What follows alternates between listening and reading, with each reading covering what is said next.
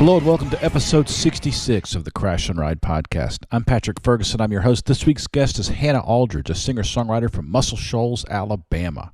Hannah is one of the hardest working performers in music. If you look at her tour schedule from before COVID-19, she was touring Europe pretty much constantly, either in Western Europe, in the United States, on the road all the time. I know Hannah and her work because at one time we shared a management company based out of St. Louis, and I was constantly hearing stories from one of the people at the management company. Oh, Hannah's in London, Hannah's in Malmo, Hannah's in Berlin, like just constantly on the road. And I was like, I want a tour like that. But I also know that because I've done that kind of touring, that it's exhausting. That kind of touring is hard on your body. It's hard on your relationships. It's hard on your equipment. It's hard on your clothes. Like everything about that kind of touring kind of runs counter to how normal people live. And yet Hannah has managed to maintain that kind of pace now for years. We talk about that a lot in this interview. We talk about the effect it has on your heart and your mind and just how generally difficult it is to be gone that much, but also how much we both miss it because everybody is stuck at home right now. Everybody's in quarantine. As I record this, it is the 9th of September, 2020. We are 183 days into quarantine under the COVID-19 epidemic. And I know a lot of people who are creeping up on their breaking point. But first, let me just say this. If this is your first episode of Crash and Ride is a long-form interview podcast where I talk to musicians who've survived anxiety, depression, and addiction. My hope was that we could get together and have honest conversations so we could start to see some of our sadness in other people and start to get better. I, like almost all of my guests, am a professional musician. Well, former professional musician, now that we're in quarantine. I haven't played a show since, March 11th or 12th? And I have a show coming up, though, September 12th. I am doing a live streaming show from the Nowhere Bar with the Japanese punk rock band Pinky Doodle Poodle. That was supposed to be a 5/8 show, but Sean from 5/8 decided to reach into a dogfight to try to break it up last week and got his hand all fucked up. So it's going to be a few more weeks before that show happens, but I'll let you know when that's back on the schedule. In the meantime, go to the Nowhere Bar's Facebook page. That's the Nowhere Bar in Athens, Georgia. The 12th of September, Saturday night at 8 p.m., I'm going to be playing live with Pinky Doodle Poodle. It'll be streamed. I'll be wearing a mask, as will at least one other band member who's not a singer, and no one in the bar except the sound man and the cameraman. So we're going to be safe and socially distant, and you'll get a little taste of live music. So please join us. In the meantime, it seems like a lot of my friends who are musicians are getting stretched to the breaking point by all this idleness and feeling useless and feeling broke. Kind of scary to not have any money. If you're someone who's coming through the pandemic in relatively okay shape, like I am, because I got a little money from the podcast, and we're okay. So I'm looking for ways to help people. I found some ways in my local community to throw a few bucks here or there, or that kind of thing. If you're doing okay, reach out. Find musicians in your community that are maybe a little scared and see if you can't help in some small way, because mutual aid is the only way we're going to get through this. Clearly, our government has decided that it's okay if we fucking starve and get evicted from our places, and we got to look out for each other because no one else is going to do it. So, yeah. Along those lines, if you're a frequent listener to the show, you know that midway through the show there's a break where I talk about Backline and Nucci Space and the National Suicide Prevention Talk Line. That break will still be there, but there's a new organization that you might want to know about called the National Alliance on Mental Illness. They have a helpline at 1-800-950-6264. That's 1-800-950-NAMI. From 10 to 6 p.m. Eastern Time, they have a helpline you can call to get assistance if you're in crisis. Also, 24/7, if you're outside of those hours, there's always the National Suicide Prevention Lifeline, which, like I said, I talk about later in the show. But here's that number right now. National Suicide Prevention Lifeline's number is 1-800-273-8255. That's 1-800-273-TALK. And you can call them any time of the day or night and speak to a trained volunteer who can help you through your crisis. Okay, couple more quick announcements. Crash and Ride is brought to you in part by Greer Amplification. Greer Amps builds the best boutique effects pedals available. If you're looking for an overdrive, boost, fuzz, compressor, or tremolo that is rugged, road-tested, and at home, on stage, in the studio, or in your living room, Greer has a pedal for you. Nick and his staff strive to build the best products around with the best tone you've ever heard. They believe in their products and they stand behind them too, backing each one up with a lifetime warranty to the original owner. Each Greer amps product is hand-built in Athens, Georgia, USA. Go to www.greeramps.com or visit your favorite music retailer today. Crash and Ride is also brought to you in part by Jittery Joe's, a local coffee roaster based here in Athens, Georgia. They have a special espresso blend named after the podcast. You can get Crash and Ride espresso, whole bean or ground, from our website at crashandridepodcast.com. Or you can visit the website of my favorite coffee shop in Athens, Georgia, which is called Hendershotz, at hendershotzathens.com. That's Hendershotzathens.com. My friend Seth Hendershot owns that shop. He's a great drummer. He's a swell guy. He's a great dad. Hendershotz is a really great coffee shop. It's a great live music venue in non-COVID times. It's a great place to read, great place to write, great place to study. A great place to hang out and potentially meet your future ex-wife or ex-husband. But right now, under quarantine, they're not doing any live shows. I don't think they have service inside, but you can hang out on the patio. And to cover that gap so that Seth doesn't have to fire anybody or close the coffee shop, he's doing a lot of coffee sales off his website at hendershotzathens.com. You can get Crash and Ride Espresso there. You can get 2 other Athens band blends there. Widespread Panic has a custom blend there, and you can get the Kishibashi blend there, which is a dark roast that I think is exceptionally delicious, which if I wasn't drinking Crash and Ride Espresso every day, I'd be drinking that Kishibashi blend. Kishibashi, of course, is the amazing indie rock band from Athens, Georgia, that if you haven't ever heard, then you're really missing out. You should check out Kishibashi. There was a time when Seth Hendershot, who owns Hendershotz Coffee, played drums in Kishibashi, the indie rock band whose coffee blend he sells, because that's how small a town Athens is. So any money you spend at hendershotzcoffee.com basically goes right back into the Athens music scene.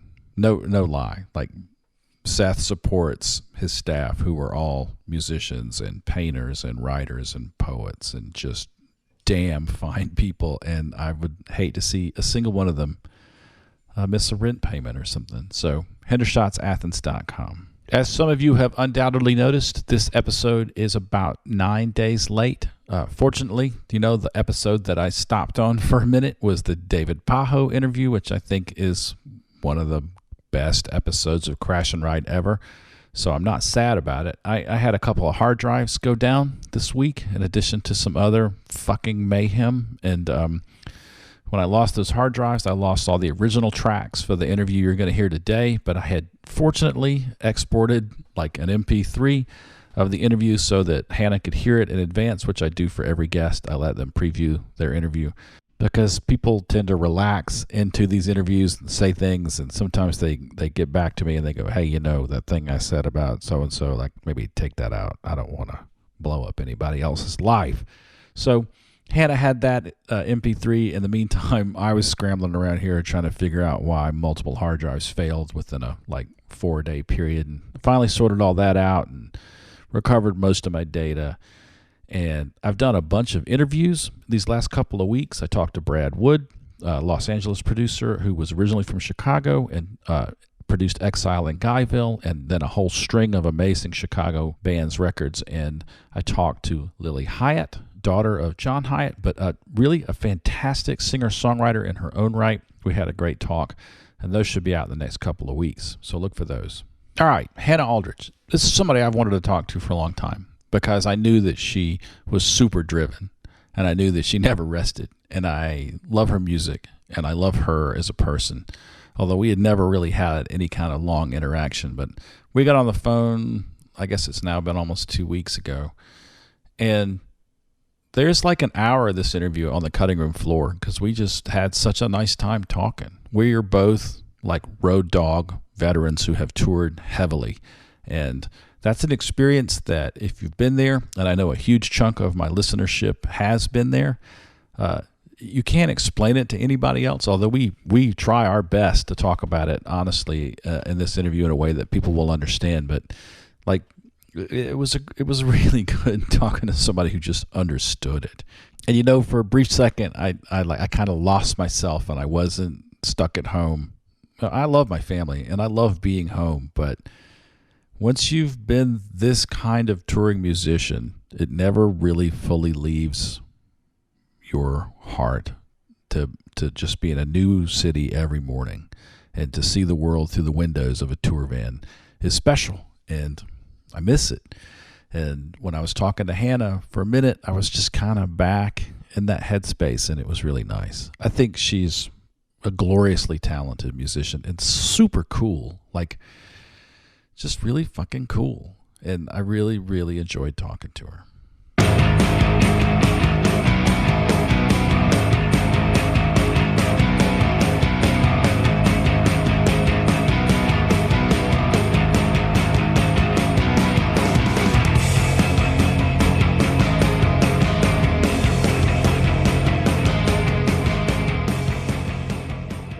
Are you living in Nashville now? I'm living in Murfreesboro. I just moved back from Chattanooga about 2 months ago. Yeah. I am finishing my senior year at MTSU here. Oh, no kidding. So, yeah. So I decided to do that with my time off. 5/8 played there a couple times. There was a band there called the Dorothy Parkers. And it was... Oh, yeah, I've never heard of them. I think it was mostly women. And cool. they all sort of dressed in that kind of mid-century style. Oh, wow. And it was really, like, their lyrics were all super sort of clever and erudite. And they were a good band. 5/8 played with them once there. And I thought, this band is either going to go on to be like, you know, a super big college radio band, or they're all going to go be journalists or something. So I think the latter happened. Yeah, I was about to say, I'm sure they did something outside of music, because I haven't heard about them, and probably everybody's about ready to bail at this point. So. Oh man, well, this was 20 years ago, back in when the Earth was still cooling, and 5/8 was doing 200 shows a year. But yeah, nobody's touring right now. Yeah, I know. It's just, God, it's like unbelievable, you know? I mean, Thor Harris, I don't know if you know him. He was the drummer in the sort of the proto noise rock band, the Swans. And he is this brilliant guy. He's like just a human brick wall, really stout, caveman looking dude, big beard. But also like the gentlest guy ever. Right. And super kind. And he and I have been talking. It started as a joke, but we started batting this idea back and forth to like, what if we got a bunch of musicians together who were willing to, like, you know, get the fuck out, and made a petition to the municipal government of Berlin or Cologne or what's that city in Slovenia that's so beautiful? I can't, Ljubljana? Is that? You've played there, right? Oh, I don't know, actually. I've never been to Slovenia. Oh, okay.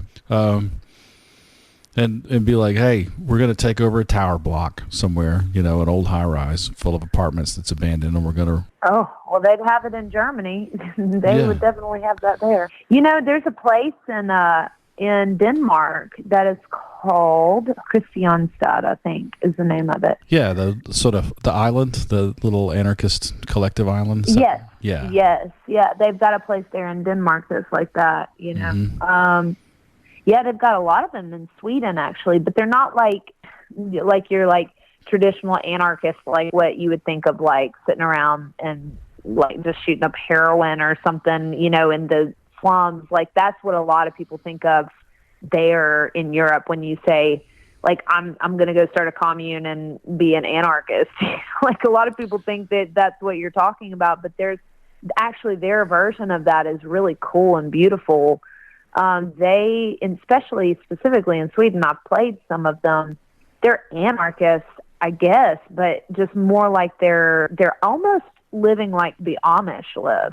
You know, it's more that kind of thought process that they're going to grow everything. And although in North Sweden is very hard to do, but they're going to, you know, live off the land and teach their own kids there. And they build these like amazing communities. And they're beautiful homes, you know, and it's a lot of artists that live there. And so it's really pretty interesting. There's this one specific one in a place called Skogsnäs, which is up in North Sweden, that a lot of musicians from Sweden have lived there, like at some point for 6 months, for a year, or whatever. A lot of them have lived there. It's just a really neat place, you know, that people kind of go to just live for really cheap and play music all day, you know. So it's pretty cool. I wouldn't be opposed to that. Every serious anarchist I've ever known has been way more obsessed with degendering language and recipes for vegan soup than they have been like throwing dynamite, you know? Like exactly. Yeah, I mean, and it's like, I also have played a place in Germany that stands out to me when you talk about like an anarchist commune kind of thing. That was a very different experience, but it was also not like what people stigmatized that as being either. It was a lot more of that industrial kind of borderline hippie, but more so punk kind of, you know, living in these really, you know, industrial buildings that were, you know, they were, I guess, areas that the military were living and were occupying at some point, and now they've become these, you know, venues that people live in the upstairs apartments of, but they're kind of terrifying too. They're kind of like everything you would imagine that you wouldn't want to experience as well. So I guess there's one or the other. I don't think I'd do the thing in Germany just based on what I've like experienced with those over there. It would be a rough way to. Yeah. I'll never forget staying in one of those. I get asked this very occasionally what the weirdest gig I've ever played was, and this is definitely it. I played in one of those. It's like a real dingy rock club, but it was a part of like an anarchist community in one of those towers like you're talking about. Yeah. Where we stayed was in the upstairs, and you walk up these stairs, and it looks like, because there's no electricity up the stairs, there's red handprints all over the walls. It looks like bloody handprints everywhere, and you get up there and there's like one single light bulb like flickering at the top of the stairs, and you walk in and it's this terrifying like dormitory that's made of, you know, just cinder blocks. And the room that I slept in, I'm not kidding you, the room that I slept in, there was an entire bulletin board on one wall of vagina like paraphernalia, basically, like just various odes to the vagina and like menstrual cycle things and stuff like that, like all over this bulletin board. I was just like, wow, this girl loves vaginas. Like I've never seen anybody that loves the woman's like body parts as much as this person loves. It was just so strange. It was the strangest. It was the strangest gig I've ever played. I think when you got a society as tightly wrapped as Germany, I think that when it does pop open, it really pops the fuck open. It really pops open. It really they were lovely people, but we were just like, get me the fuck out of here. This is the creepiest place ever. You know, no electricity, no water, really. So. Yeah. Was that a solo tour or was a band with you? No, that was with the band. That was, you know, one of those tours that you get to experience every horrible sleeping scenario you could possibly. That tour alone, I think, that one includes probably at least 10 of the worst sleeping scenarios I've ever been in my life, just in succession with each other. You've been on those tours. Oh, yeah. Yeah. God, I was with a noise rock, a metal punk band, and we stayed in a house one time. We left the gig and went to the house, and we got there, and there were like 20 people there, like everybody playing poker in that way that only people on cocaine play poker, like just edgy shit, and like Iron Maiden blasting at like filling lucid volume, and like these dudes who were clearly out of money but weren't out of like desire, were just sort of hovering around the outside of that thing. And I was like, everybody sleep on your wallets, you know? Put your wallet under you. Exactly. And then like waking up with some like dude with a runny nose standing there, you going, hey man, can I borrow $35? Like, fuck you, get away from me, man. No. Oh, man, I try to block all those. I have so many of those, like especially being a girl, you know, I don't meet a lot of girls that are willing to do some of the stuff that I've done for music and for touring. And you know, it just makes you laugh when you think of people, you know, thinking that you haven't just totally grinded it out there, because they don't, you don't post that, although you really should post those kind of things so people see them. But probably, man, I mean, I have really stayed in some places that I look back on and I think, I don't know how I lived through that. I don't know how I survived. Yeah. Some of those places that I ended up having to stay, or those nights you go, man, fuck that, that's not even worth it, I'm driving to the next city. Yeah, or you like walk into a house and you're like, wow, if I unroll my sleeping bag here, I'm gonna get bed bugs. Yeah, no, you're like, no, I'm good, I'm just gonna stay up tonight, we'll just I'll just trudge through it. Yeah, I've done that plenty of times too. Anyways, but yeah, gosh, we could exchange war stories all day, I'm sure. And it I, as much as you hate those moments, you think, what the hell am I doing with my life? Yeah. But like days like this, you think, man, I'd kill to be doing that right now. Yeah. That's something that I don't know that I'd want to sleep in bed bugs, but I would kill to be out on the road again. So. I was on my back porch yesterday. And like I said, I live out in the country. Like, we are surrounded by woods. This pretty heavily traveled road, pretty close to the house, which is how we were able to buy a place so cheap. But, you know, when I'm on my back porch, I got a whole house and some land between me and the road. It's pretty quiet. I was sitting out there yesterday, and I heard boom, boom, boom, donk, donk, donk, boom, boom. And I was like, is somebody sound checking a drum kit? What the hell is going on? And I was racking my brain like, I swear to God, that's sound check. And I was waiting for the bass. Let me hear the bass. But there was no bass. You know, it was just, it must have been somebody like, there's a trucking company nearby, and somebody must have been like banging out some connectors for like a semi trailer or something. Because I just, it just sounded exactly like, you know, give me your kick drum.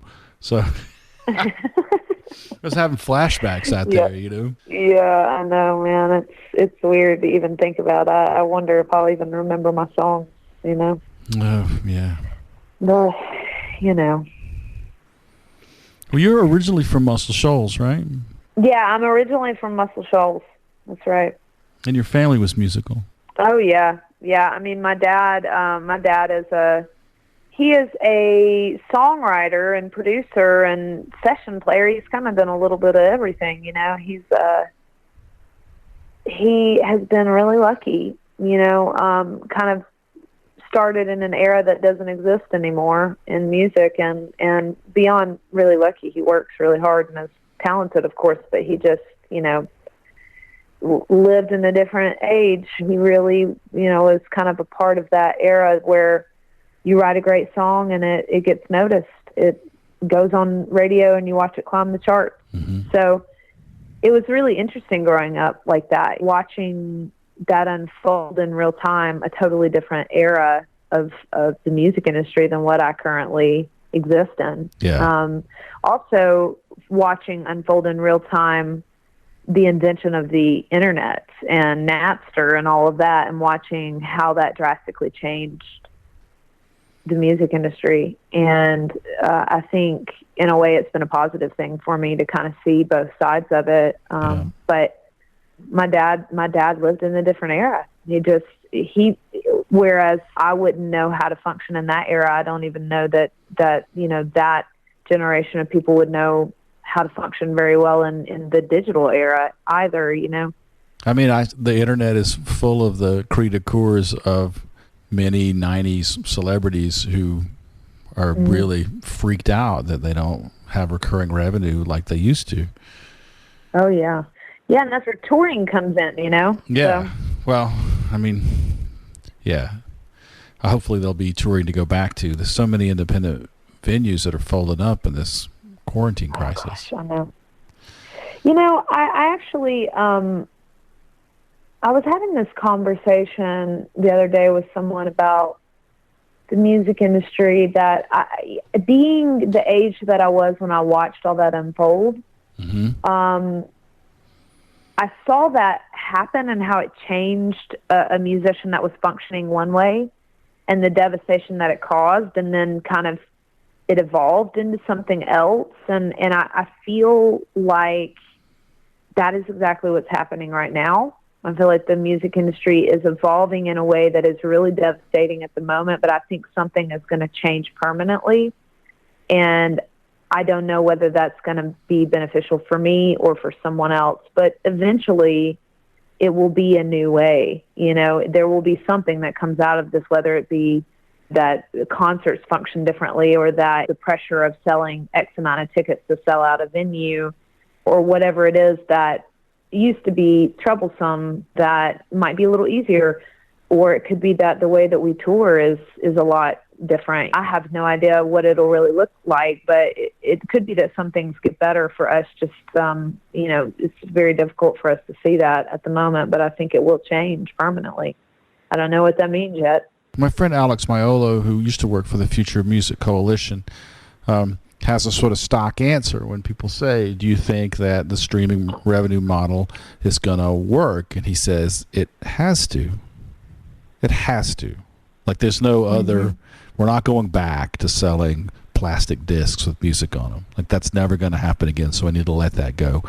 And I think a lot of the disgruntlement on the part of a lot of legacy artists is they look at their Spotify royalty statement and there's like 1 million streams and there's this petty little like check written at the bottom, but a lot of that money is going into the hands of rights holders where they signed things away 30, 40 years ago. Like, if you have a 15 or 13 or 12% royalty rate on revenue, then yeah, that's going to really take a huge bite out of your streaming income. But like Bandcamp, if Bandcamp had been around when my band 5/8 was doing stuff in the 90s, my life would be so different now. Like, every step of the way, we were out there doing 200 shows a year.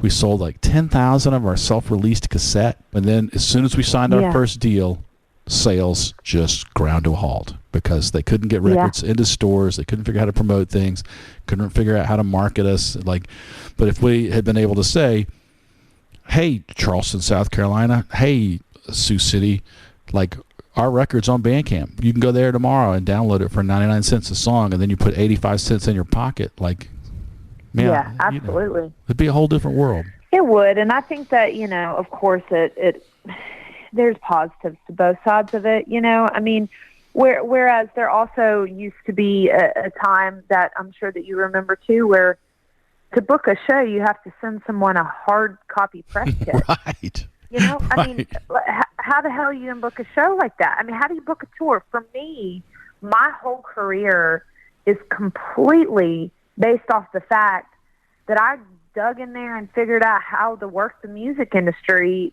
in a way that some people couldn't figure out. So I figured out how to book myself tours and plan all of the routing and do every single bit of the logistics and blah, and blah, blah, all this stuff that pre-internet, not even possible. How would I book myself a plane ticket to Amsterdam? I mean, how can I price search everything and do that in a way that makes any sort of sense, and then be able to get over to another country and book a whole bunch of shows somewhere in another country where I've never met anybody, get the word out that I'm going to be there. All of these things that for someone like me, my career, it would be all or nothing. I would get signed to a label and they would make me a star, or you'd have this issue where it's, well, how in the world do I even find out what venues there are in Sweden? Right. If you don't have access to all of this information, then people like me can't have a touring career. But that has to be something that you want to do. You have to have that mentality that you want to tour, which is a whole nother thing, because there has to be something really different about you to want to take up your cross and follow the calling of being on the road.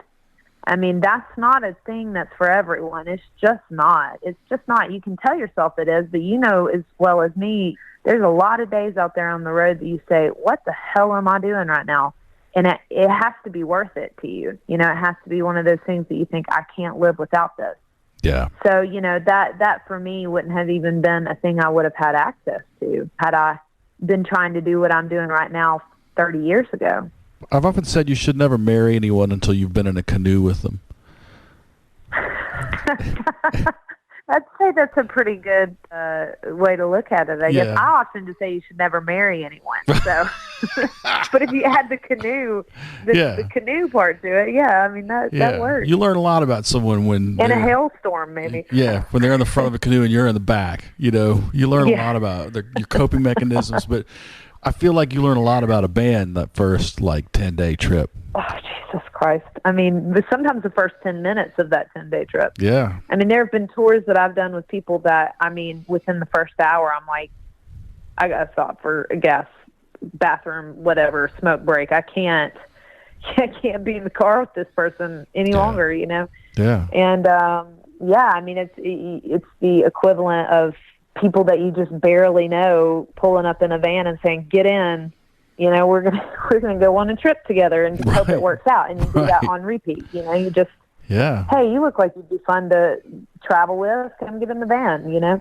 Yeah. And it's different being a girl, too, and getting in the van with a bunch of dudes all the time. You know, there's different dynamics with that. Yeah, you don't know. I would say you have to be on tour with someone for quite a while to really get through all the phases of how much you can really hate a person. You kind of go through this cycle of, I thought that I hated that person more than I ever could, but no, it still goes further, actually. This person's done something even deeper today. But, you know, in this way, you become family, too, where it's like, you go through, it's like a traumatic breakup whenever you, or relations, like with someone you're in love with, you know, when you break up with a band, or even when it's just colleagues, people that you're working with, you know, you do love them. That's why you respect them and you love what they do. Otherwise, they wouldn't be people that you're keeping around, you know, so it is a real difficult thing. Yeah. I think everybody in a tour band, for the most part, is a really difficult person. If you just start from the idea that that's what they're doing with their life, I mean, that would right out of the gate make you somebody that's probably not just like everyone else. Yeah. So. Yeah, I think of it sort of like, you know, there was a certain kind of person that could go out west and ride herd over cattle.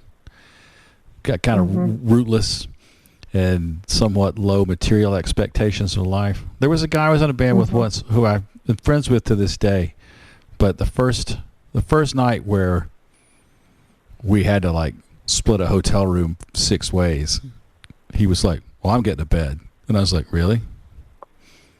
You know, like you're getting a third of one. Yeah. Well, I was just like, what exactly? Like, when did you, like, why do you think that you deserve a bed? And like a little light went on in my head, like, okay, I've got a little princess on my hands here, you know. And sure enough, like we had a couple other experiences where he was like, this food is unacceptable. And I was like, okay, contract keyboard player. Like, you know? Yeah, exactly. Yeah. I mean, if you want to get an Uber to a grocery store, I'm sure that option exists for you, but I'm going to eat these horrible wings because I've got to eat something, you know?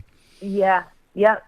Yeah, you know, and the way that I always have looked at it with all of that, you know, I always look at it while I'm kind of shoving down those horrible wings and contemplating what I'm doing with my life. I always think, well, if you don't like this, get better. And I always think about it like that. Just get better. And then you'll probably get better food and you'll probably get better accommodations. And while that's not completely true, it somehow makes me feel that I have some sort of control. Otherwise, you sort of spiral into this world of, I have no control over this, woe is me, I'm good and nobody cares. And, you know, I spent a lot of days, like most people I would say, that are on the internet, but particularly musicians. I've spent a lot of days looking at other people thinking, why can't I play that festival? Why can't I have that booking agent? Why can't I've worked hard? I'm talented. I've done all the groundwork, you know. And at some point I've had to really, really let go of it because it will drive you crazy. Yes. It will drive you crazy and you'll completely lose sight of why you're doing what you're doing. So I kind of have started to take on this mentality of, well, if you want to do that, then you need to be so much better than those people that are doing that it's undeniable that you should get that slot. Yeah. There shouldn't be any doubt in anyone's mind that you should get that slot, you know, and what that does is it distracts me enough that I can carry on and just focus on what's important, which is my music and me getting better at what I'm doing than looking at someone else and saying, well, they're getting to do that and they're not very good. You know, what good does that do me to do that? So that's how I've kind of coped with it, is to just tell myself that I do have some sort of control, because the truth is, if somebody's good enough, I mean, there's very little luck needed if you're that good, and nobody's really that good. There's a handful of people, If you're that good and you're willing to put in the work. Mm-hmm. Yep, and you're willing to do that. You're willing to put in the work, and you're willing to give up everything. I mean, that's the other big part of it, is that there's a lot of people that are really good, but they're not willing to give up what the 21-year-old that's getting off the bus at in downtown Nashville right now, what he's willing to give up. Yeah. So it can be such a defeating realization when you realize that I'm good and that's not good enough. I've worked hard and that's not hard enough. And finally I had to just look myself in the eye and say, you need to lower your expectation about what you're able to accomplish, and you need to raise your expectations of yourself in terms of how good you need to be in comparison to everyone else, because at some point those two will meet in the middle. I don't know when it is, but they have to. If you lower your expectation of what you're going to get enough and you raise your expectation of yourself enough, I do believe everyone can find a happy medium, and there's somewhere that they feel like, well, these wings could be worse. They weren't as bad as they were last year. Well, the myth that nearly killed me was the belief that it was supposed to be fun. Of course. Of course.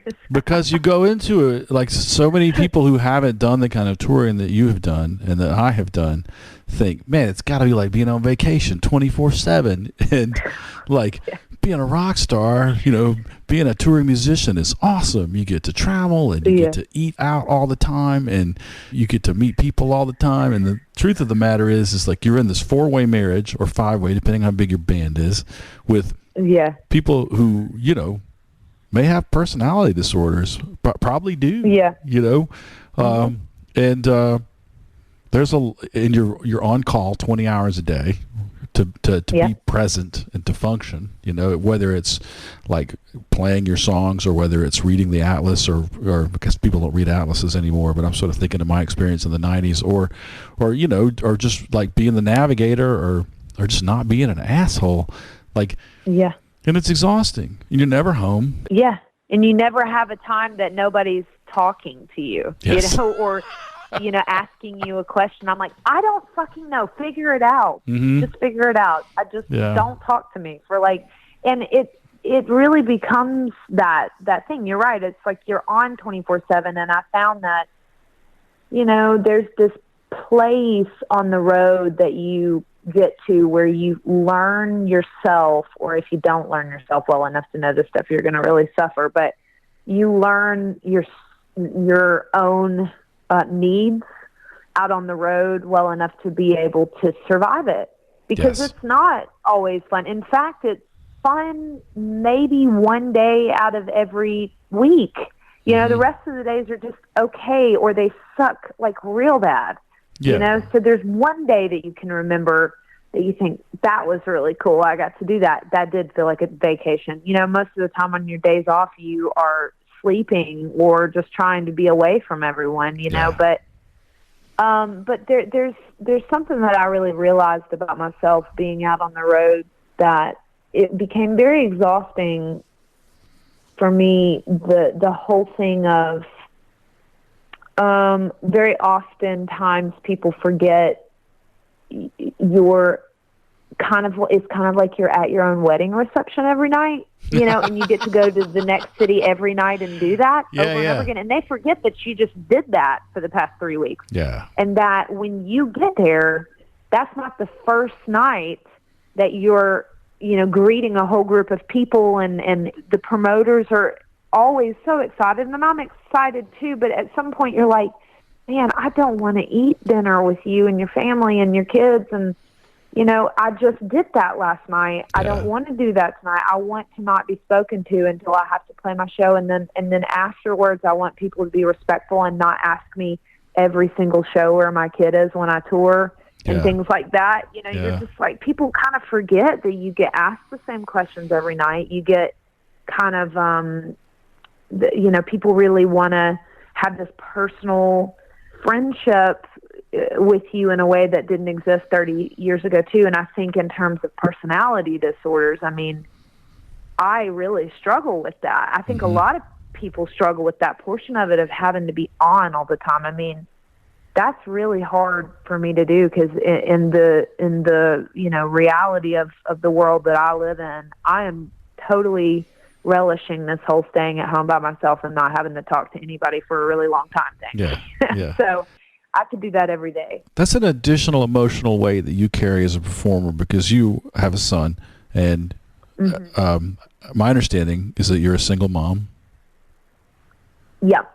So you have to. Yeah. So, well, actually, the truth is, I don't really talk about that a whole lot, because really when people ask me those questions in 99% of the scenarios, they're asking me that question in a way that I'm not really going to answer it, because it's just annoying for me.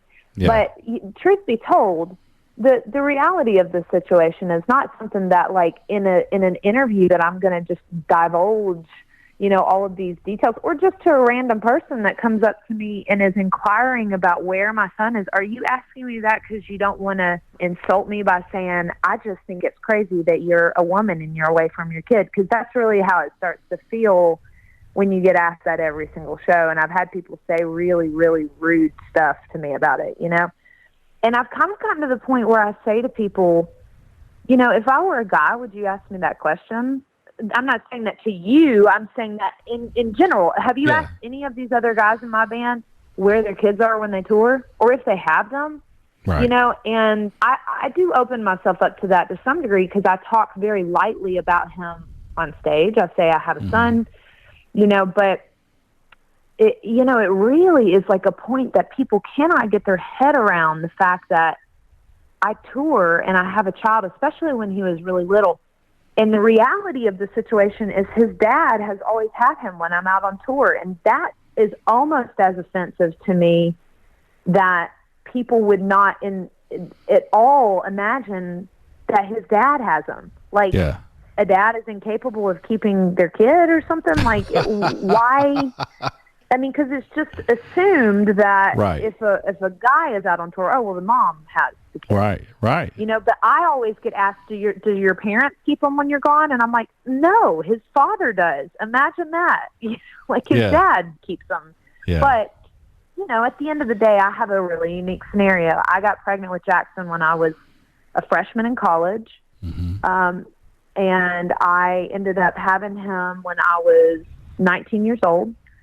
And I had never even picked up a guitar at that point in my life. I was in school at MTSU, just starting to kind of fumble around and figure out if I even wanted to go to college, basically. First semester of college, I get pregnant, and I ended up taking a songwriting course in college that I thought would be an easy A, and it ended up changing my life. It wasn't an easy A at all, Yeah. But it did. It changed my life, and so from there, I kind of did something that nobody that I know has done. And truthfully, still to this day, I get shit about all the time from everyone I know. Now the comments are less, they're less hurtful maybe, or negative than they used to be. But if you can imagine for 1 second telling your family, I'm going to go out and I'm going to be a struggling artist because this is what I want to do, and my son is just going to stay with his dad while I'm going on tour, and we'll figure it out. When I'm home, I'll have him, There were a lot of years that I spent with the pressure of various family members on each side of mine and his dad's family, just basically shaming me for being a woman and doing that. That's really what it came down to, is you're a mom. You should be home with your kid every day. And, and I powered through that, and it became this special and amazing relationship that I have with my son, that I'm so grateful that I was able to give everyone the middle finger for that long, because it took so much strength and so much stubbornness to say, I believe in myself, and I believe that my son is going to respect me for this one day. He's going to look at me and say, my mom worked her ass off, and she went out and she toured the world, and she did what she wanted to do, so I can do that too. And that's how it is now, because he's almost a teenager, and we have a beautiful relationship, and we're so close with each other, But it was a lot of a lot of defying social norms. It was a lot of fighting. It was a lot of struggle. And that particular part of it has been equally as difficult as making it in the music industry, is defying social norms of what a woman is allowed to do in the music industry when she has a kid. And it's crazy, but it's just like that. I mean, it just is like that. It's so different for me to leave to go on tour for some reason than it is for every other person that I know that's a guy. Right. That's precisely why I asked that, because I suspected on an intuitive level that you were being held to a different standard. That every musician I tour with has kids. Every one of them. Yeah. They're all dudes. No one ever says anything, like it's never like, hey, I struggle a lot. My wife and I, we live together. We're married. We have a daughter, and it's hard for me to be gone, because also, my wife's a professional and she has we have childcare obligations, and it becomes like a thing. And man, it hurts me when I feel unresolved, like when I don't know, who's going to watch the kiddo. Like, it's stressful, man. It fucks me up. It is stressful. And it there's a lot of days that I spent thinking, I'm a terrible mom. I've abandoned my kid, and I've gone out and I'm on tour. And I knew that wasn't true, but it was like the voices of people would creep in sometimes that I would start to believe them. And there were some people in particular around me that were really, really not on my side. And it's funny because those people now have gotten a real taste of humility. And in the end, I was right. In the end, I made or so far, at least he's not, a grown man, but he's certainly not a baby anymore. And in the end, I look back on it and I think it was not the normal way. It was not the way that everyone told me to do it. But had I listened to those people and I had just stopped my whole life right then and there, and I had gone and gotten a 9-to-5 job and lived some life that was not exactly how I wanted to live it, what am I really doing for my son? Right. What am I doing? What am I doing for him if I don't show him that you can do whatever you want? You don't have to follow people's rules. And at the end of the day, I learned from my own relationship with my own parents that it's amazing how resilient the relationship is between a child and their parent. There's something almost relieving to me knowing that, like, from my own personal experiences as a grown adult, that there are people in my life that I totally 100% as an adult can look back and say, you know what, my parents or my family, they were people. They weren't perfect. They were people trying to get through life the best way that they knew how. And I totally have faith in that system, in a person that you have an undying love for family members. And sometimes that can be to a fault. Mm-hmm. But you truthfully, going out and following my dreams is not one of those things that's going to make a child feel that I was a horrible person, like I was told. That's what I was told. And whether it be by some person that came up to me at a show and said, where's your kid when you tour? Mm-hmm. That's basically saying, why aren't you at home with your kid?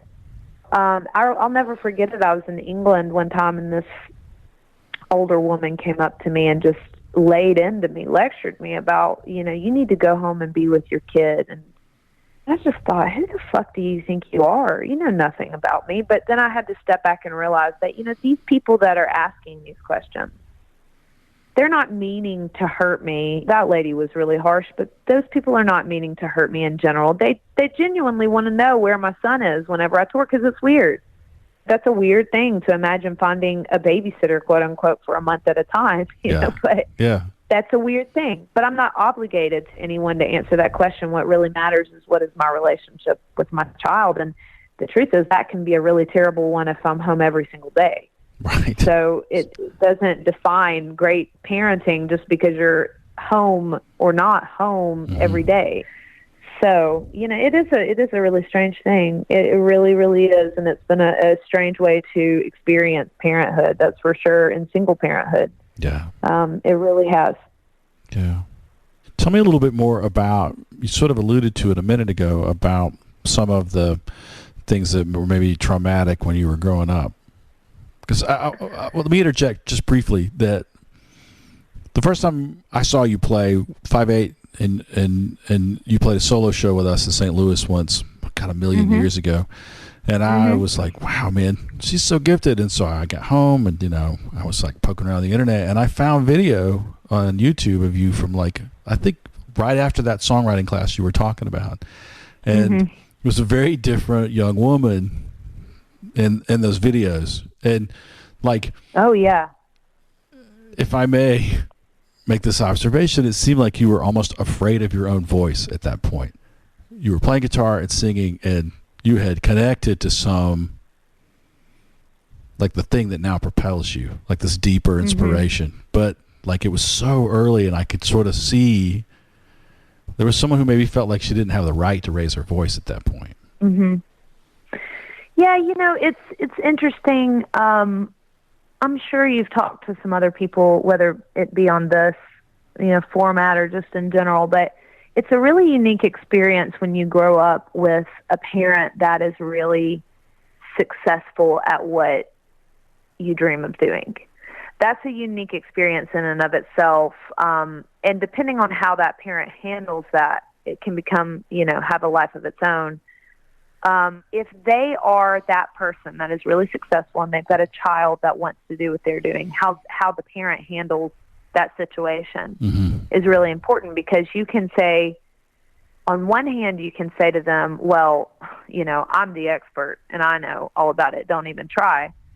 Or you can say, oh yeah, let me show you. And that is really defining for a person. It's interesting because I was reading a book. I've got it right here. I want to tell you what the title is because it's really cool. It's called In the Palm of Your Hand, and it's a book about writing poetry. But I was reading it for a poetry class, and the very first portion of the book talks about the fact that a lot of people's creative process, or write as they call it, to be able to create, is shoved down by someone at some point in their past. And so they start to have doubts about whether they have the right to create that art, whether they have the right to do what they're doing. And I had a lot of that. I mean, anybody that is really, really talented at their core and is born with some kind of ability to create art in a way that the average person is not, I'm going to go out on a limb and say that those people are troubled in some kind of way, to put it lightly, and you hear stories about people having parents that are, really famous or really talented or really great authors or whatever. And 9 times out of 10, they've got a pretty crazy story with that, because growing up with someone in a house with someone that is as prolific really as my dad is, I mean, he's not just the average person. That's for sure. That becomes really apparent when you know that the very first thing he ever did was play on a Wilson Pickett record. That's right out of the gate. And then working for Fame Studios under Rick Hall, who notoriously was just crazy. I mean, honestly, just downright, he was really, really crazy, but he was a mad scientist. And that's who my dad worked under and really was like best friends with for decades and decades. So I start pulling back from that upbringing and I start looking at it from outside of the house through a window, and I start going, okay, well, yeah, it makes sense that was a really wild upbringing, because it was pretty wild. The people that I was around, I mean, those people are not normal people. They're all crazy, talented, amazing, prolific musicians and artists that are world renowned, but they're not normal. They're not super easy to get along with. They're moody people that come with a whole bunch of baggage. So yeah, I had a wild experience growing up. I mean, both of my parents, actually, not just my dad, both of my parents are very unique people that are very artistic and come with their own bag of issues. And as an adult, I've been able to write myself out of a lot of that and kind of separate myself from a lot of that. Like I said before, you can separate yourself as an adult and say, my parents were people, you know? Yeah. It wasn't anything personal, but my dad is a really talented person. He's a really, really different person. And I experienced a lot of things growing up that definitely bleed into my writing. Yeah. Not to point fingers at anybody, because that's how it is. But at the same time, it has taken a really long time to get to the point with my dad where we can mutually kind of respect each other for what we do, because he is such a no bullshit kind of person. I mean, there's nothing acceptable about mediocre with my dad. I mean, yeah. If I'm not doing it on 11, then I might as well not be doing it to him. And the difference is that there is a learning curve with things, and you do have to learn to do things. So I think what you're seeing whenever I first started out is that I was terrified of failing. I mean, really, in a lot of ways, I still am. I mean, I'm terrified of failing because the standards are really high when you grow up with someone whose hallways are lined with gold records. You know, where do you start? Right. And if that person's not showing you where to start, and it's like, well, until you've got gold records, you know, don't talk to me about it. That's a really challenging thing to rise up to, that you just become afraid to even play it. Whenever I was growing up, I took piano lessons growing up, and my mom took me to piano lessons, and my sister too, but we had a piano room with our grand piano in there. And anytime my dad would come anywhere near, I'd stop playing. I never wanted him to hear me playing. I never wanted him to hear me practicing, because I was so scared of what he thought of my music, because he was, to me, so good. Right. And so, yeah, it was really, I mean, it really, really, again, took a lot of self-confidence and courage to say, I'm going to do this regardless of what my dad or anyone else thinks about it. I want to do it because this is what I love. At some point, those things met. Did you feel encouraged? You know, my dad is not one of those people that's going to outright tell you that you're good at something. He's just not. He's not that person. He's not, you know, if I said, I'll never forget that one time I said to him, I think I want to do music.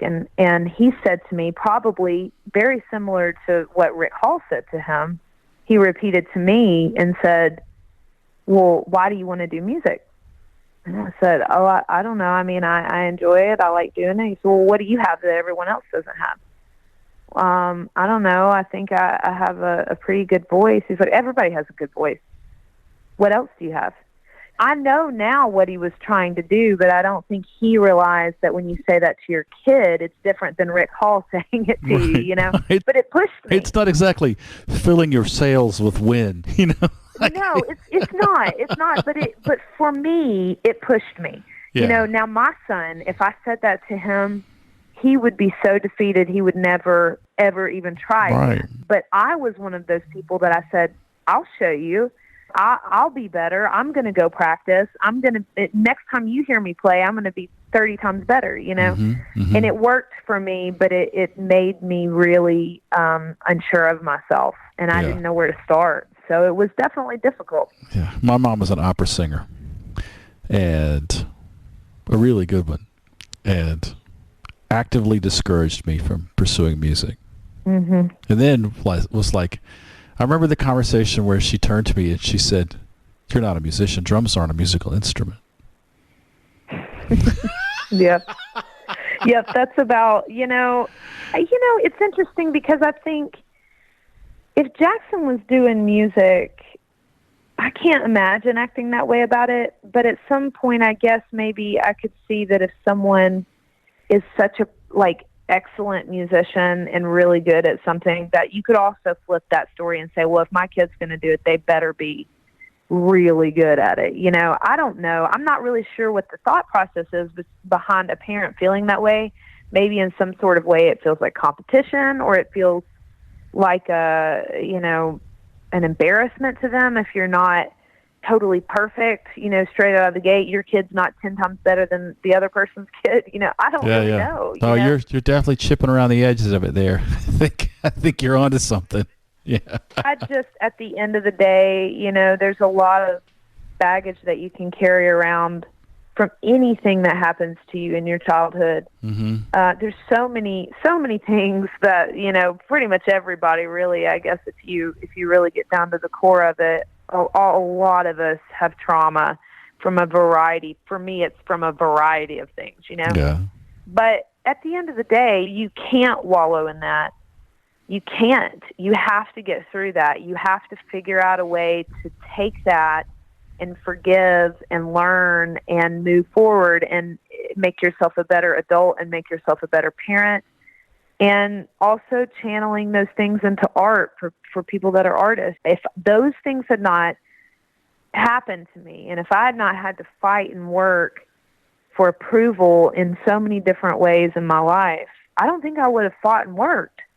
If it had just been handed to me and people just said, wow, you're a great singer, you should be famous. Mm-hmm. I think if people said that to me, I would have thought that I deserved something. Right. But I don't think that. I actually don't think I deserve to be famous. I think I need to work harder. Mm-hmm. And in a way, that's a good thing. It is good to encourage somebody. Everybody needs encouragement. And the music industry is such a discouraging place anyways. Yeah. But I think that my dad is such a brilliant person, but I truthfully, when I sit down to write a song, I know that I have those same demons and darkness that my dad has that are a struggle. Mm-hmm. But that's why I'm able to sit and put something on paper, because if I wasn't thinking about something differently than the rest of the world, how could I write a song? Yeah. Well, I think that the sort of running on 2 hours or 3 hours of sleep a night for months, or sleeping in the bed bug house, or, I think that part of what made it possible for me to do that, and maybe you as well, is this idea that I have to prove myself. Mm-hmm. I am now on a mission, and mm-hmm. and I had this idea that at some point, there would be a sort of finish line that I would cross, that I would be like, all right, well, we sold X number of records, or maybe, we won this award or whatever. And I would be able to turn to my musician mother and say, see, I am worthy of love. I am good enough. And that finish line, the funny thing about the music industry is there is no finish line. And I know musicians, because I'm fortunate enough to live in a town, that has launched a lot of careers, as you have, being around Nashville, mm-hmm.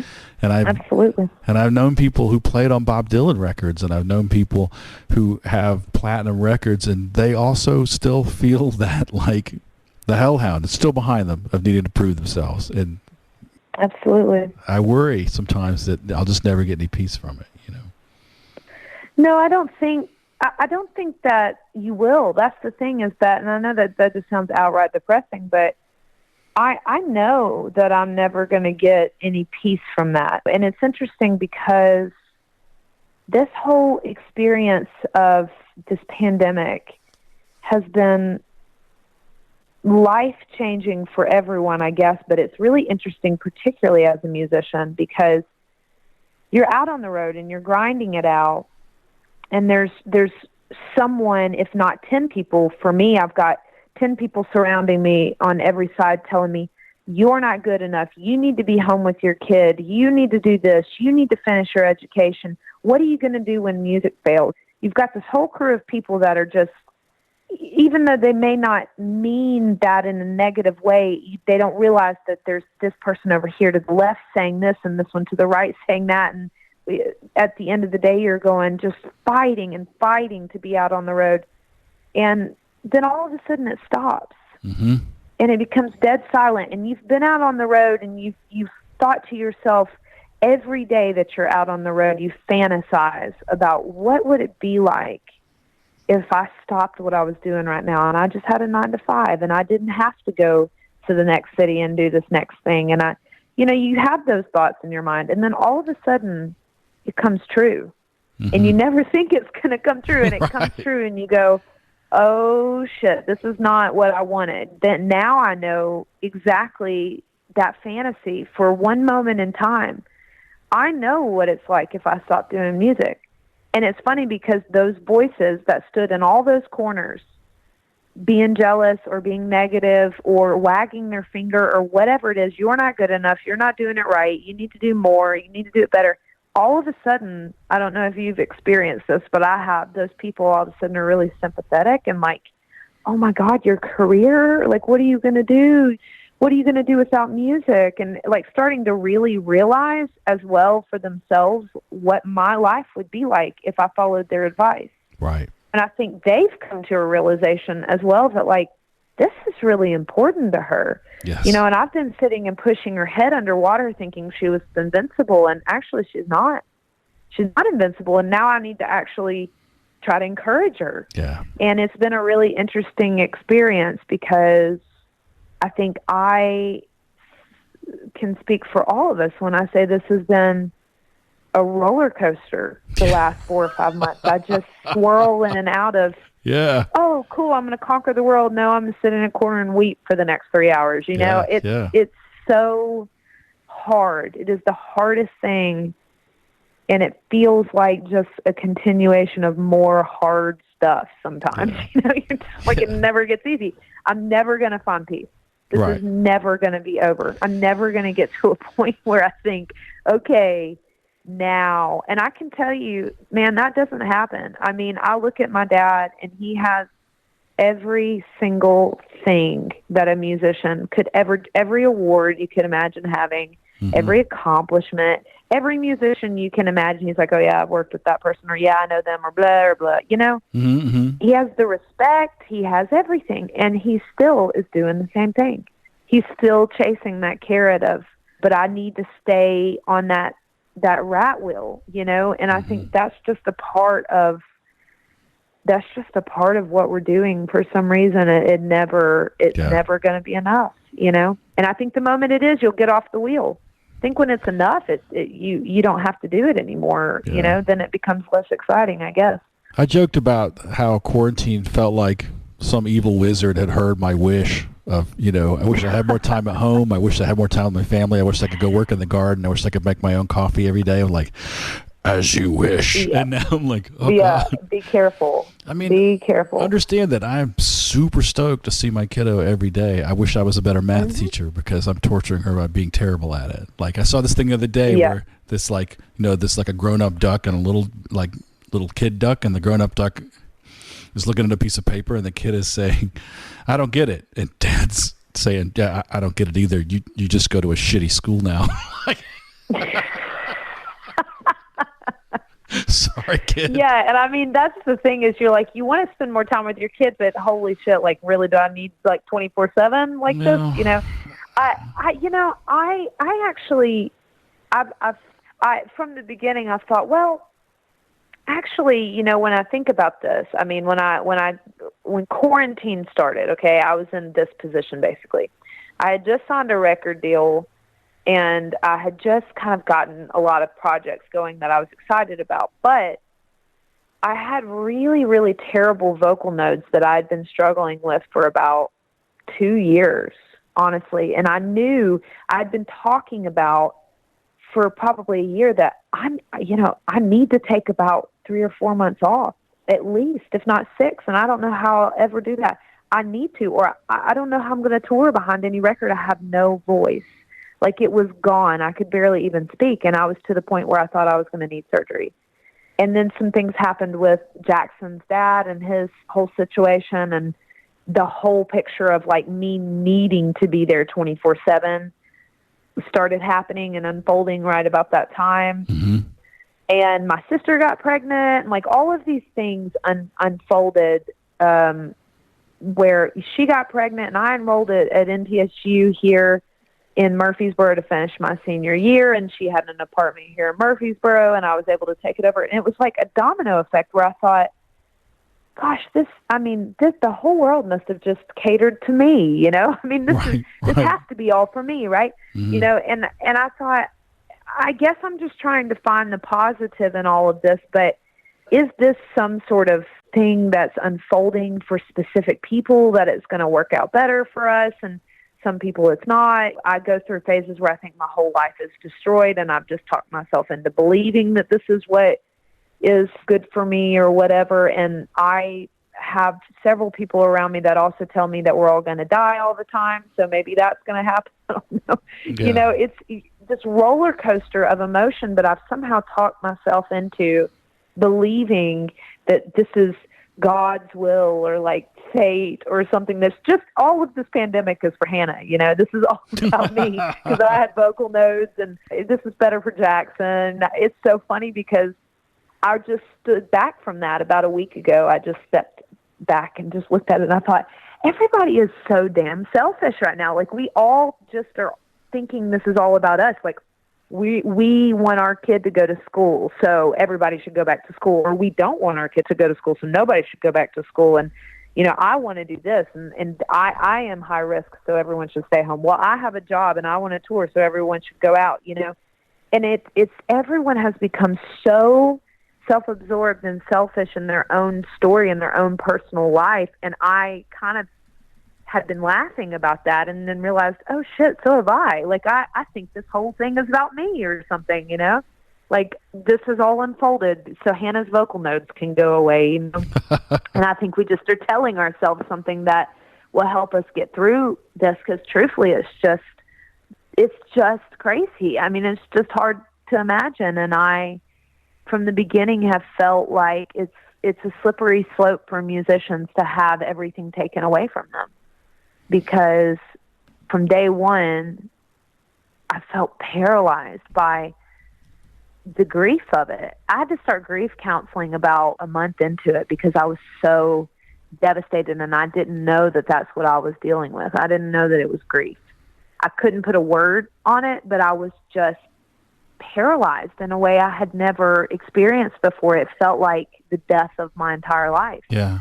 And it felt like everything had been taken away from me. I was dating a guy that lived in Sweden that I have no idea if I'll ever even see again. I basically had to put him on a plane and say bye. I hope I see you again one day. And we'd been together 4 years. Yeah. And all of my tours started canceling. Yeah. All of my money, I didn't have a clue how I was going to live.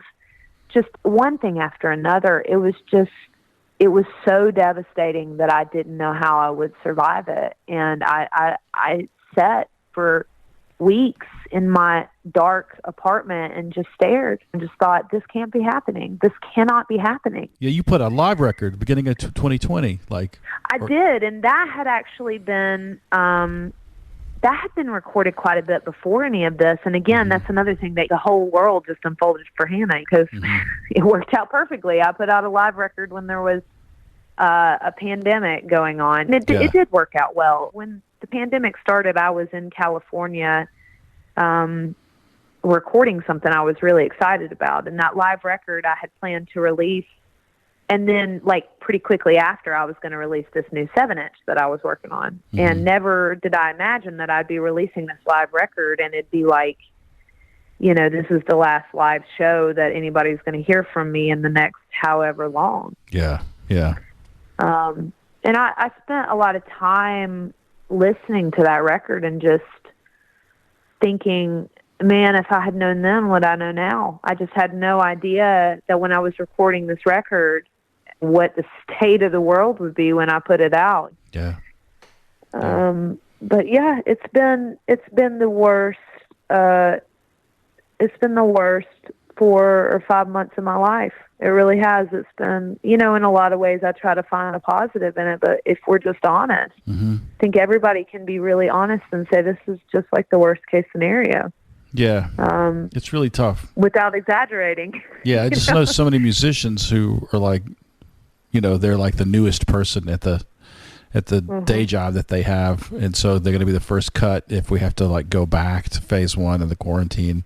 And I know people who are just, I have tons of friends in the film industry, and they're all just parked and idling up there in Atlanta, and they were doing okay as long as there was pandemic unemployment assistance, but that all stopped at the end of July, and now they're all sort of quietly panicking. Yeah. Yeah, absolutely. No, and it's the same for me. It was like everybody was kind of like, oh, okay, well, as long as we're getting this assistance, it'll be okay. But I mean, honestly, if I had not been getting that, there were days that were dark enough for me that I'm not sure where I would have gone with all this. Because if I had lost my home on top of everything else and not able to even pay for a place to live, but I was so angry at first at everyone that was just like, oh, well, I'm going to sit at home and do yoga and read and post about it. I'm like, oh, that's cool. I'm just going to lose my whole career and all my dreams and everything. Don't worry about it. Cool. Do yoga, Yeah, I think I saw one of your posts on social media where you were just like, oh, my God.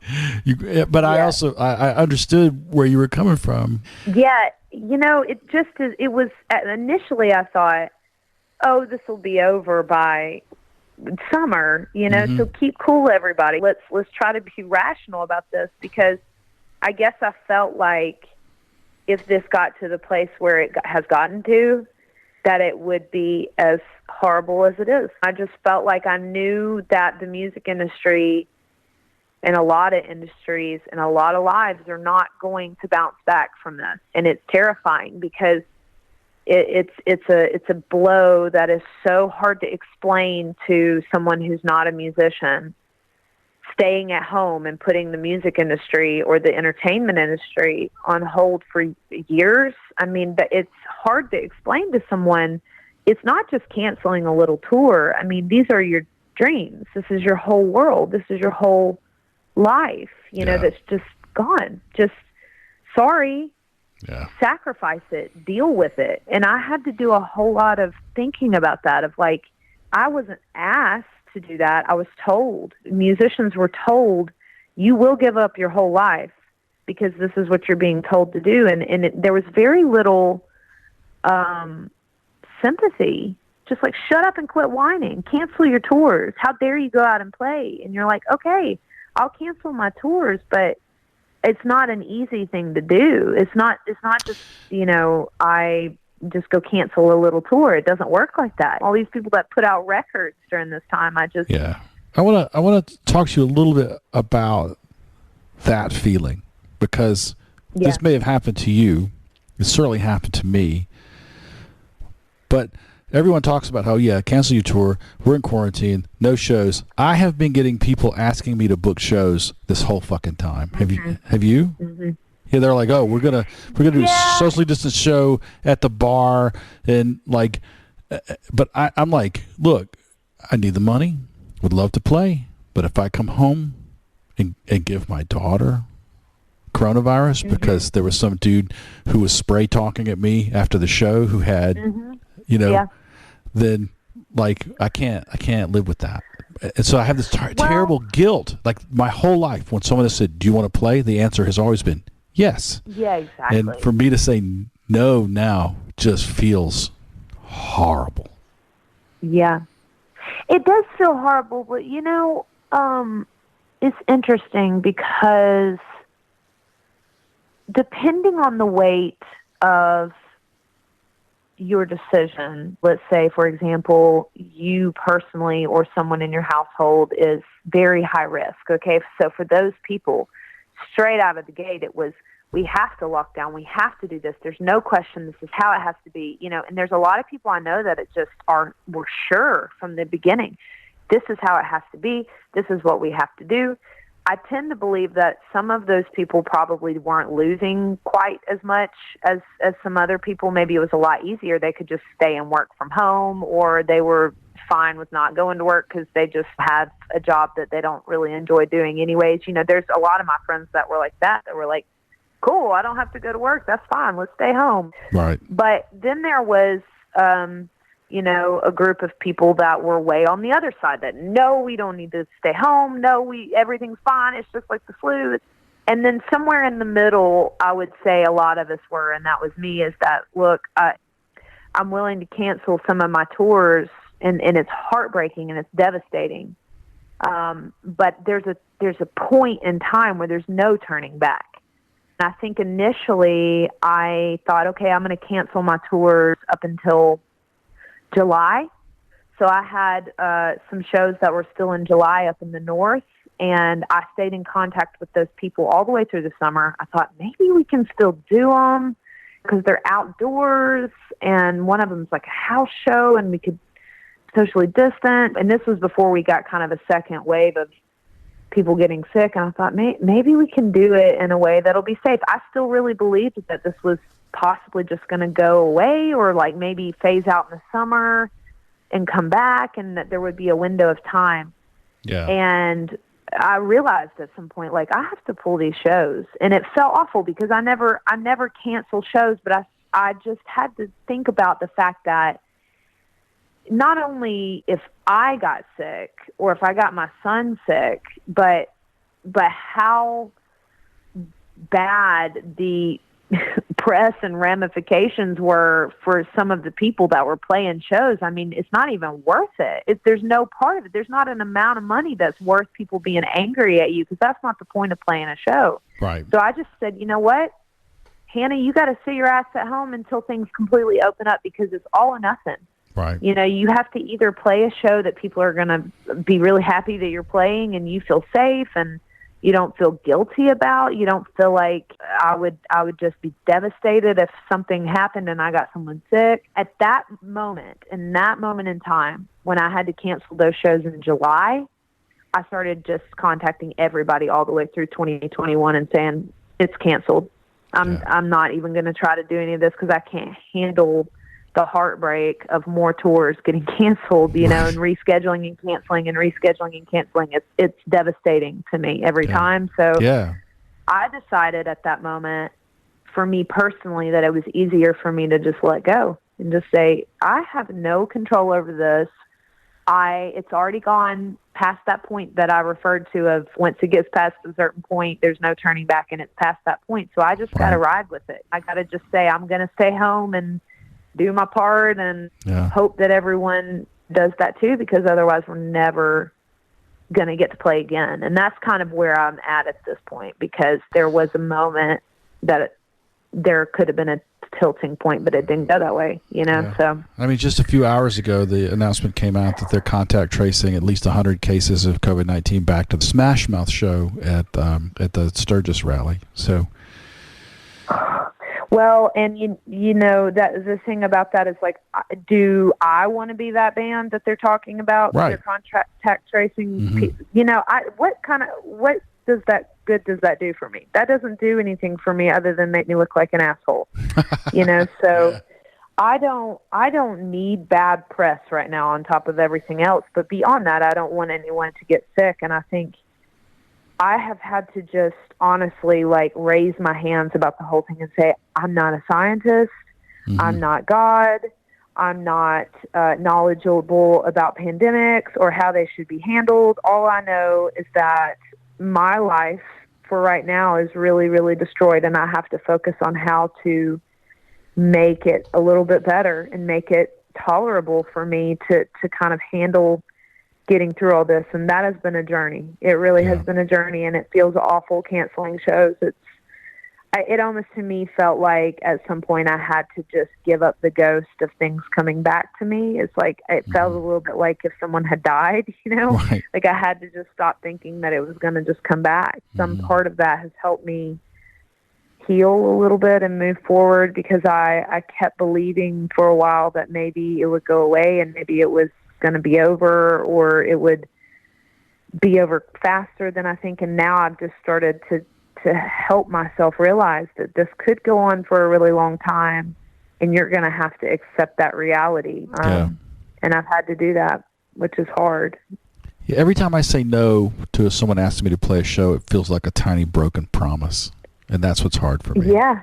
Because as a session guy, you know, as a drummer, as a utility infielder, the expectation is that if someone asks me to play, I'm going to say yes, because I need the money, and I also love to play. It's a promise I made to you as a performer.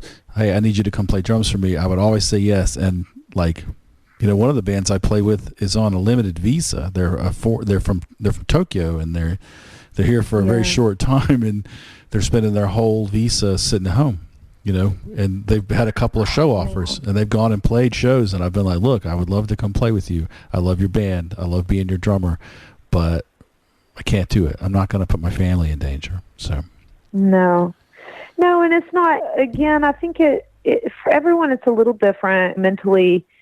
Trudging through this whole thing, I've gone through waves of the whole idea of how much I have to let go of it, because it felt too heavy at first for me to just overnight somebody say, well, okay, you're never going to see your boyfriend again and your tours are all canceled. Actually, you're probably never going to play music again. And, you know, just like if somebody had walked in a room and just said all of that to me, I would have said, okay, well, I'm going to jump off the balcony. Bye. You know? Right. So I couldn't process all of it. I've had to, because for me, it was such a specific scenario of all these different things that just collapsed all at the same time, you know, and some of the things have shaped up a little bit. Since then, I've started to be able to kind of pick up the pieces of some of it and try to turn it into something. But it is devastating to watch my friends hurt the way that they have too. I mean, that's another thing as well, that it's so hard to watch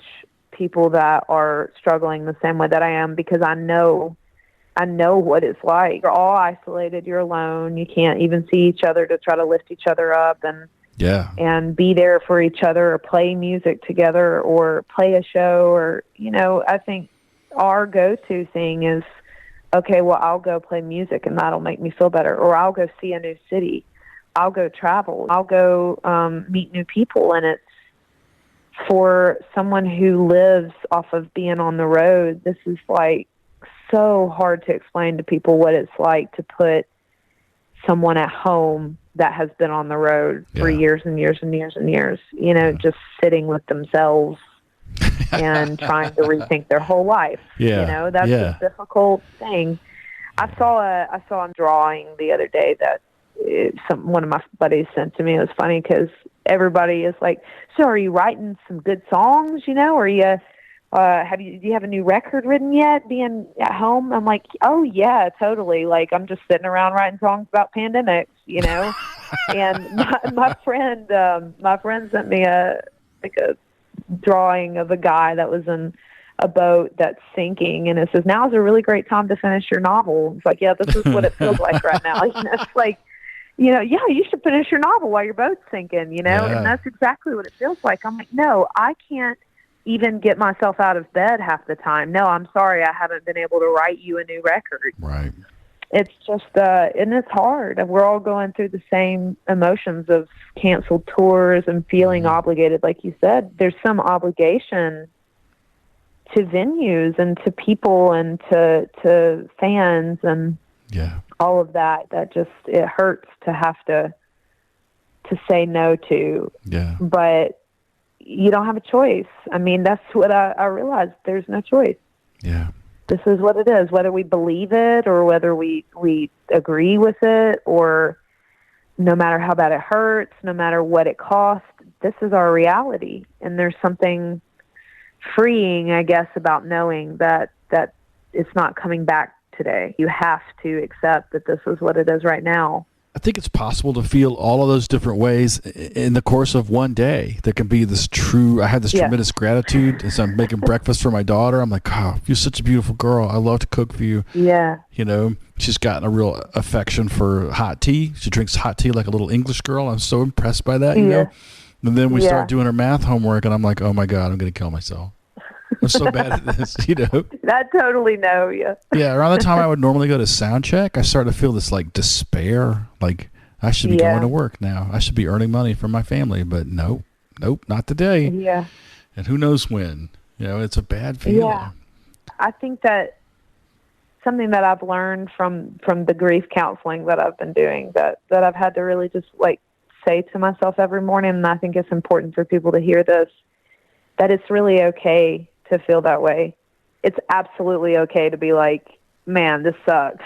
I don't want to do this. I don't agree, or I don't want this for my life. And to say, but I also feel grateful for this. And you're allowed to feel like this sucks. You're allowed to feel emotion about it. You don't have to just accept that this is your life and you have to be happy with it. I mean, this is a really devastating thing for people to go through, and it's okay to feel that way. It really is. It's okay to feel like making the adjustment of your whole life being turned upside down is difficult. That's an okay thing to feel, Yeah. And I've had to accept that.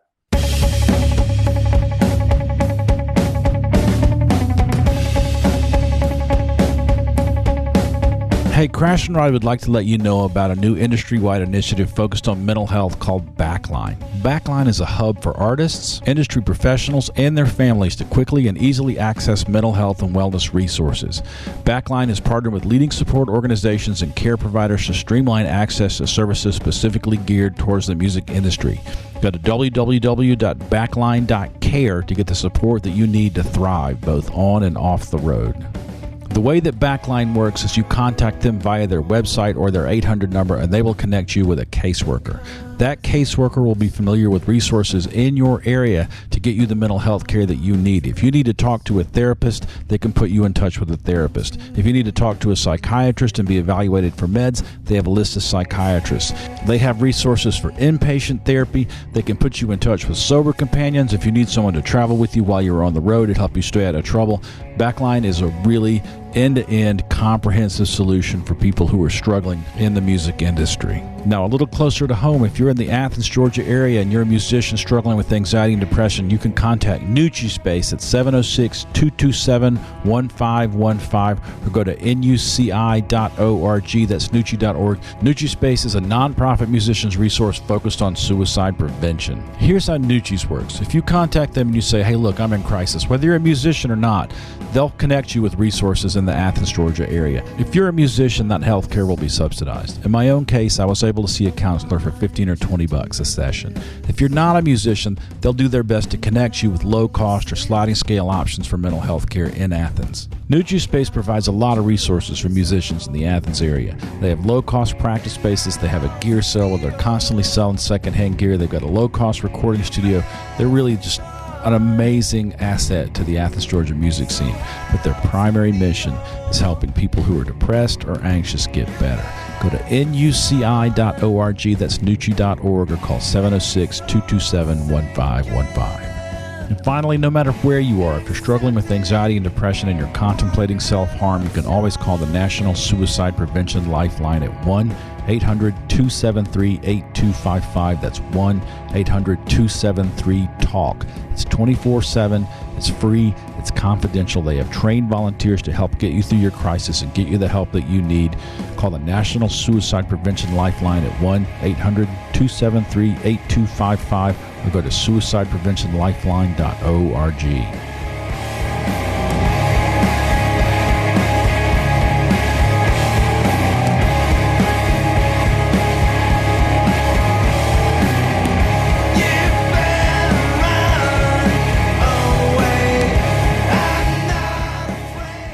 Talk a little bit about your records, because as a woman from Muscle Shoals, you've had some people on your records that maybe not everybody has access to. Yeah. Your 2014 debut is Razor Wire, and Jason Isbell was on that record, and Brad Pemberton.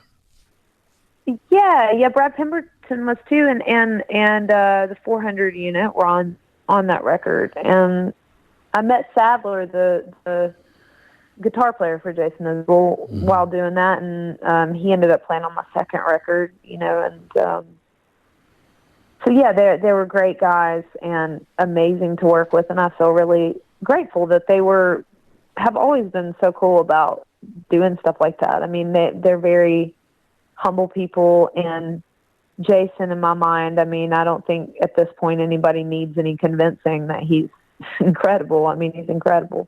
Yeah. But all of those guys are. I mean, they really, really are incredible musicians. And when you talk about guys grinding it out in a van, I mean, they worked as hard as everybody you can imagine. Sure. And so, yeah, it was a cool experience. I've had some really amazing people that I've been able to work with, and I don't, I don't take that for granted. I know that I've been really lucky in that way, that I've been able to really kind of soak in musicians that are way, way above my league, be able to kind of surround myself with those kind of people that I could learn from. Yeah. I guess that's part of growing up in Muscle Shoals, though. Like, Jason Isbell was a smoking hot guitar player when he was like 16 years old.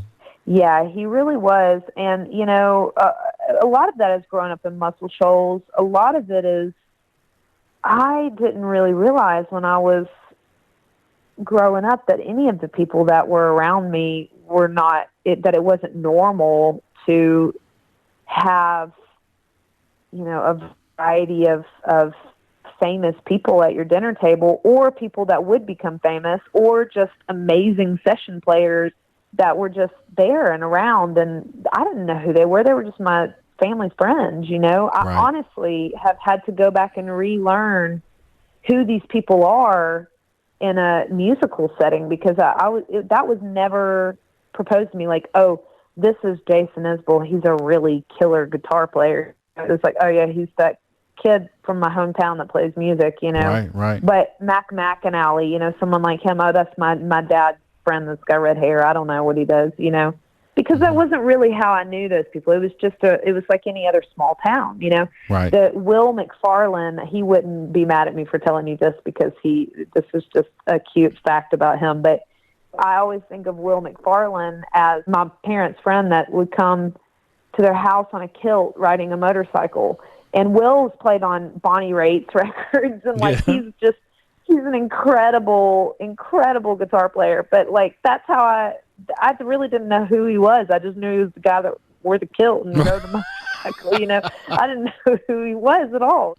And same with Rick Hall. He was just my dad's boss that wore a Hawaiian shirt and had a weird mustache, and I would go to their Christmas parties, and you can imagine all the people at their house all the time at the Hall's house. So it just wasn't weird for me, and it wasn't ever a thing that was like these really amazing musicians or people that I'm going to be able to use for my record one day. I had no relationship like that, still have no relationship like that at all with those people in Muscle Shoals, because it's such a small town. It's like, Athens, but right. It's just a tiny little place that has a lot of talent there. And I guess because I just happened to grow up with all those people in my house, I didn't have a clue who they were in the grand picture of things.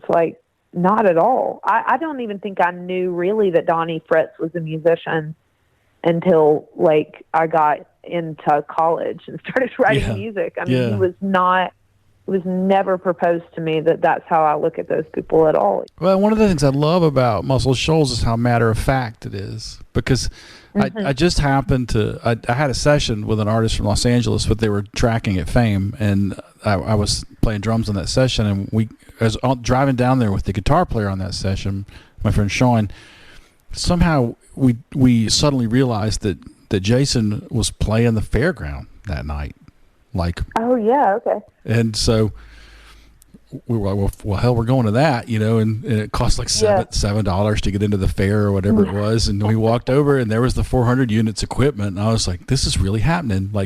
Jason was playing the county fair in Muscle Shoals. And after the show, I went over, because, he was in Drive-By Truckers, and they were in Athens. And knew each other a little bit. Yeah. And I went over and said, hey, man, it's, and I was like, I'm in town because I got a session at Fame tomorrow. And he was like, oh, man, one tip, don't drink the coffee.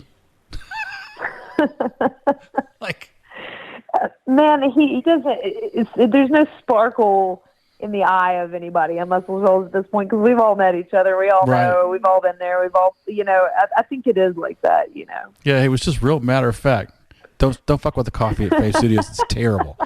It was because I don't think they made a fresh pot since the 80s. It was just hilarious how. Well, he's funny as hell, though. I mean, he's so witty. He's funnier than most of the people I know. Anyways, he's such a quick wit. I mean, I'm walking around Fame Studios looking at the pictures. That's all this. So people who haven't been there don't know that there are pictures on the walls from all the years that Fame has been open, and but they're not here's a framed portrait of Dwayne Allman. It's like somebody went to Kmart and got a roll of film developed, and they brought the pictures back, and they just stapled them to the walls, It's really not I mean, it's funny to think about it for me, because I think about it growing up, and I had to write this article about blues for a UK blues magazine recently.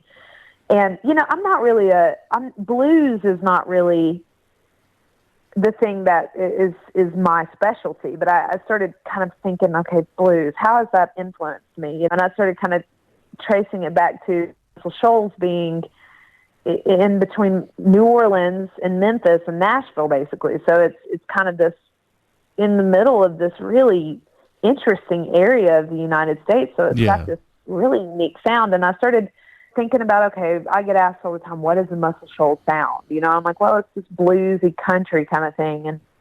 And finally, I really started thinking back on as a kid, I'd kind of come into fame every day after school and dragging my book bag with a, Meliella and a pack of Big Red gum, kind of fling myself on this super iconic couch, which didn't mean anything to me. It was just wherever I had to sit and wait for my dad to finish doing whatever he was doing.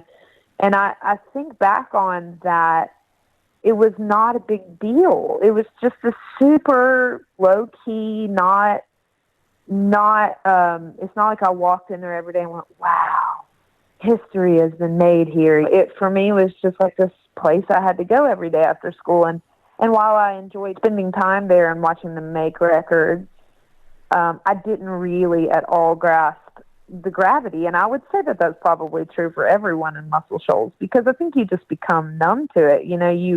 Especially if you grew up there as a kid running around those studios, for you, it's just, this is where my dad worked. And for me, when I go in Fame, it's really strange, actually, because I walked in Fame the last time I was there, they were doing some kind of tour.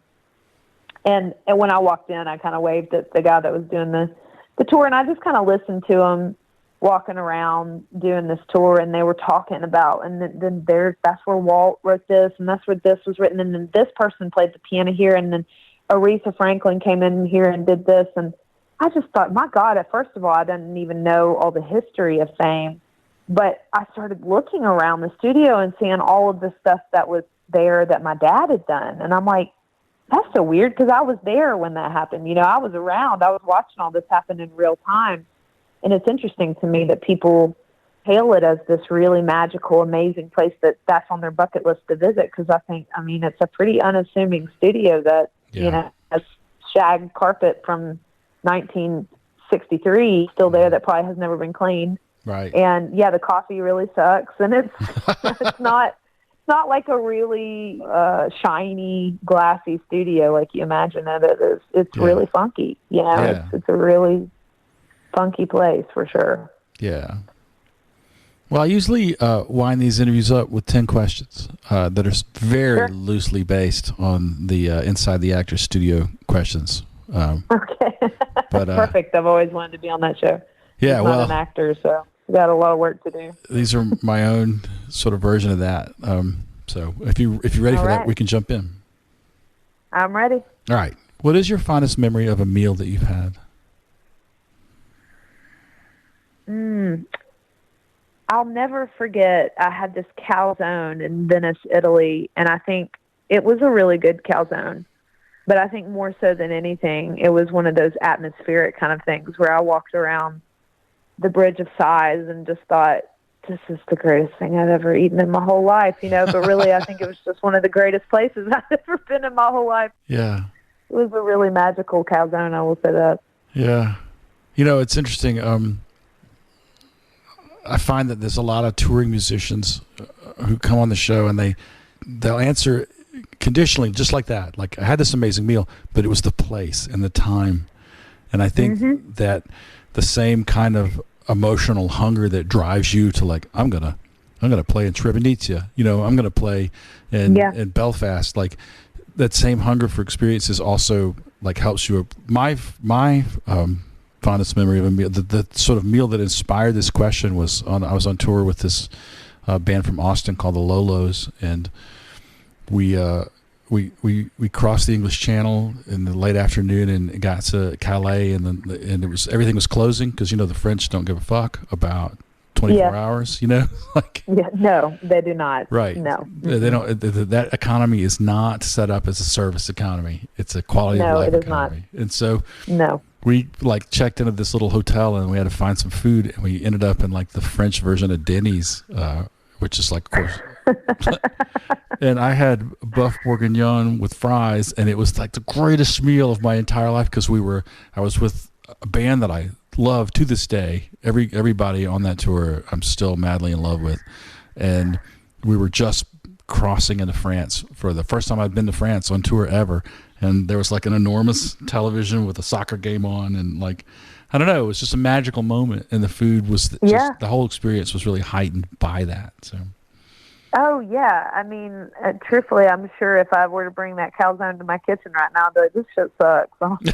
Although, I don't know. I mean, it was probably pretty good if it was in Italy. It was it's hard to say if the calzone was even good, really, in hindsight. But it was a great experience. I can definitely say that. I mean, it's one of those I could never go back and recreate. Right. So the second question, it's a tough question for some people, so I offer you can answer one of two questions. But the question originally was, what is the most frightened you've ever been? But especially for women, that can be a really hard question to answer in a way that isn't just horribly triggering and traumatic. So I also offer because, we live in a society that does absolutely horrible things to women. So I offer the other question, which is, tell me about a time you were braver than you ever thought you could be. Okay, can you give me a second to think about this one? Because I actually have never... You can take all the time you need. ...thought about this before. The most frightened I've ever been... I'll tell you, honestly, the most frightened I've ever been was when I came to the realization that I had to birth a child. That was the most frightened, honestly, that I've ever been in my whole life. I think I suffered with a paralyzing amount of fear of that concept that, like, once I realized, oh yeah, I have to give birth to a child. That was really, really scary for me as a kid. I was not a grown woman that was prepared for that in any kind of way. And in the same way, it's the bravest I've ever been too, because it's amazing what a woman and what the human body just does, what you can do. And you say, I can do that. It's really amazing when you really sit down and think about it, and especially when you think about how young people go through that experience all over the world.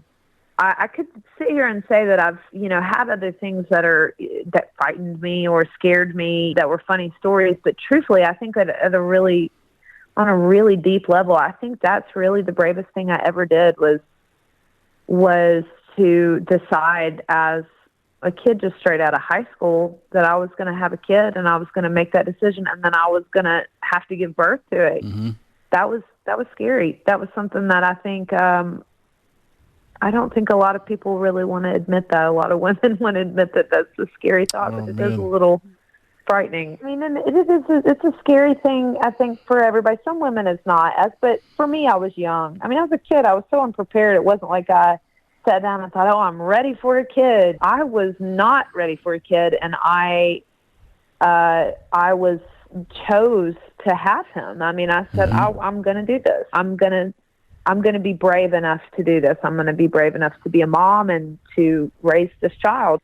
And, I look back on that decision, and I don't think I had any idea what I was really preparing. You don't really know what you're preparing yourself for in parenthood. But when an 18-year-old says, I'm going to be a single parent and it'll be fine, I'll figure it out, like that, now, if I look back on my 18-year-old self, I'd be like, you have no idea what you are about to deal with not giving birth, but having a child, for the next, right.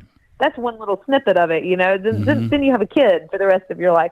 You have no idea. It's going to be the most amazing thing and the scariest thing. And yeah, it was really, really, I look back on it and I think, I can't believe how brave I was as an 18-year-old to say, yeah, I'm going to do that. I mean, that is some kind of Joan of Arc shit, Well, it's not like I had a whole bunch of people around that were like, yeah, you should do that. I was really kind of doing, no, that's what I mean. The same thing that I've done my whole life with many, many things, of me just kind of saying, well, this is what I'm going to do. I don't know that anybody agrees with me, or that I may have to do it completely alone, but I'm going to do it. So I kind of pat my 18-year-old self on the back sometimes and say, that was braver than probably what my 28-year-old self would have done. So yeah. Has anybody ever called you hard-headed? Oh God, yeah. Yeah. Yeah, I think I started getting called that whenever I was 3. I was so stubborn ever since the beginning. I've always been like that for sure. So the last year of my mom's life, she knew she was dying. We went to this pizza place with my daughter. My daughter had her stage debut as a little 3-year-old ballet dancer. And yeah, we went to this pizza place nearby, and they had those cartons of little rectangular paper cartons of milk with a little foil disc, and you got a straw with a sharp end on it, you can jab through the disc, and then there's a blunt end. And my daughter was so independent when we adopted her, and she had really taken care of herself for a long time. She was in a really disrupted home before she came to live with us, and so she opened her straw herself, and she was sitting there with the straw, but she was just banging the blunt end against that little foil disc. And my mom and I were watching her, and finally I was like, "Hey, baby, let me show you something." And I took her little hand and I just turned it 180 degrees, so the sharp end was pointed, and I kind of showed her because I knew she wanted to do it herself because she's so independent. Yeah. So I pointed, I was like, "You just do this. Use the sharp end, not the blunt end." And the second I let go of her hand, it was like a doorknob on a spring, just right back to what it was. And she went right back to banging the blunt end on there. And my mama watched for a minute, and she said, "You're going to have one just as hard-headed as you were. I hate that I'm not going to be here to see it." Oh. It was so sad. Well, I think that only the most hard-headed people can really relate to really hard-headed people. I mean, it can be frustrating dealing with people that are hard-headed, but the moment that light switch goes off and you realize, hey, this is actually a positive thing, even though people have told me it's a negative thing my whole life and been frustrated with me about it, that moment when that switch flips and you go, this is something that I actually can turn into determination and turn into relentlessness and unwillingness to give up. It's a turning that term on its head a little bit. It's the same thing, but it's just making it something positive instead of telling someone, oh, you're so hard-headed, you're stubborn, blah, and saying it like you're mad at them. It can actually be one of the most positive things in the world, and that stubbornness has turned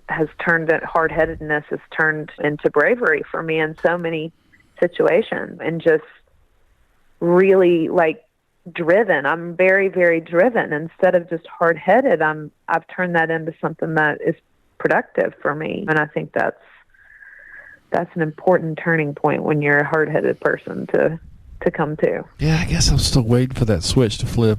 I don't know. I don't know, Hannah. There's days definitely where I'm just like, God, why am I like this?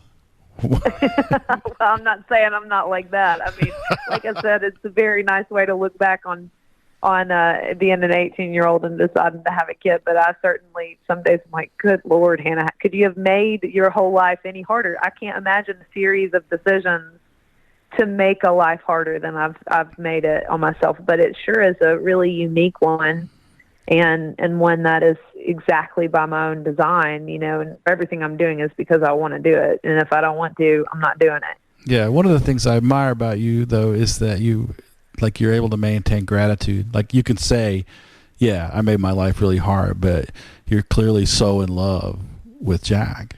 Yeah, absolutely. I mean, I am one of those people that I had a child in the most difficult circumstances possible. And I think that was enough for me. I'm not really desiring to have another one, but I have relished so much that experience of growing up with him. I think that's such a unique experience that not very many people have, that they grow up with their child and become really close and really, really bond with that child in a way when you're struggling and it's hard. It becomes something that is so meaningful. I look back on my life as a 20-year-old with a 1.5-year-old, and I want to give that person a hug, because, man, you got way harder years in front of you too. So you think this is hard, but just fast forward another 3 and it's going to get worse. And And man, I mean, we struggled. I mean, it was hard, and it has been hard every day until Jackson was old enough to kind of take care of himself to some extent, be able to at least go get himself a drink out of the fridge. You know, when that day happens as a parent, you go, man, this is amazing. But you know, it was tough. It was tough. It really was. And I am so grateful because that experience, I've never done anything so hard in my whole life. Honestly, I mean, it is the hardest thing I could have possibly chosen to do, and I could have never explained it to another 18-year-old what it's like to go through that, because it's just unexplainable. But at the same time, it makes you a person and makes you a parent and makes you a friend to that child that you could never be in any other circumstance, I guess. So it's a unique scenario. Yeah. All right, next question. What is the thing in your life that you've lost that you regret losing the most? You know, on the other hand, I would say time. There's been a lot of time that I've lost in my life by not being sure how to do things or how to go about living in a way that made sense, because I was really lost. I kind of fumbled around and was very unsure of myself and didn't have an incredible amount of guidance from a lot of people. And I do wish that I could go back and kind of hone in on some of those years that I could have probably done things a little differently, and it would have been easier for me in some kind of way. I do think I lost a lot of time as even as a teenager. You know, I think back on being a teenager and I think, why did I not pick up the guitar and start playing then? Why did I not try to do those things earlier? Why was I so afraid, you know, of doing those things whenever I was younger? So honestly, there's not a whole lot in my life that I regret, other than that I wish I had started on things earlier and just done them a little bit more efficiently and a little better, so that I could have, in my 20s, it would have been a little easier and I would have been more sure of myself as a 20-year-old on my own, or a 25-year-old on my own. I think it would have been a more pleasant experience for me. Yeah. Tell me about a time you received an act of kindness from a stranger.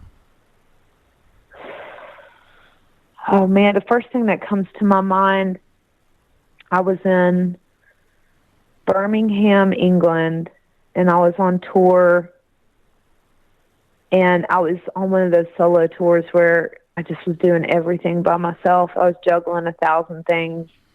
I literally had a massive suitcase, my guitar, a book that had all of my merch in it, so you can imagine how heavy that thing was, plus attached to it a carry-on that had all of my gear in it. Okay, so I'm dragging all of that stuff and my purse with me on this tour. And I had decided on this tour, because if you've ever been to the UK, you'll know what I'm talking about. But every time I'm there, they screw me over so hard on the car situation. I get extra charges, and it's going to be 3 times as much as we told you it'd be, and all this stuff. So I got pissed off, and I said, you know what, the next time that I go on a UK tour, I'm taking trains. Long story short, I decided I was going to take a train, and I had all of this stuff with me. I get to my hotel. You know what? I said it was Birmingham, but it was actually Manchester, which I think makes the story even crazier. But I get to my hotel, and just outside the hotel, there were just homeless people outside the hotel. It was in a really rough area. People just shooting up across the street. And I get in the hotel, and it's a really nice hotel, so I'm kind of like, okay, I'm going to go have a drink at the bar, and then I'm going to go to bed, and I'm going to get out of here kind of early, because I'm going to have to walk all the way to the train station with all this stuff. I get up the next morning. I start dragging all my stuff, and I get about halfway there, and I'm running pretty late for this train, and I realize, oh, my God, I don't have my purse. Oh, God. And in my purse, it had my passport. It had about $8,000 in different currencies of money, because you can't drop cash when you're overseas, which is a whole nother thing. So I had to wait until I got to another country to drop cash. So I had like $8,000 from this tour in my purse. I had a diamond necklace in there that I had taken off that night. Apparently, I didn't realize I had put that in there. I had a diamond necklace in there. I had every form of identification. I had everything, everything you can imagine, my phone, everything. And I realized I don't know where this is. My whole tour, every single thing I made on this tour, every single form of identification, everything I have is in that purse. And I run back with all this stuff to the hotel, and they could see by the look on my face that that's who the purse belonged to. They were like, "Did you lose a purse?" I'm like, "Oh my God, please tell me you found it." And they were like, "Yeah, we did find it." And I thought there's going to be nothing in it. It's going to be completely cleaned out. And I got my purse back, and there was a note in it that said, "I found this at the bar."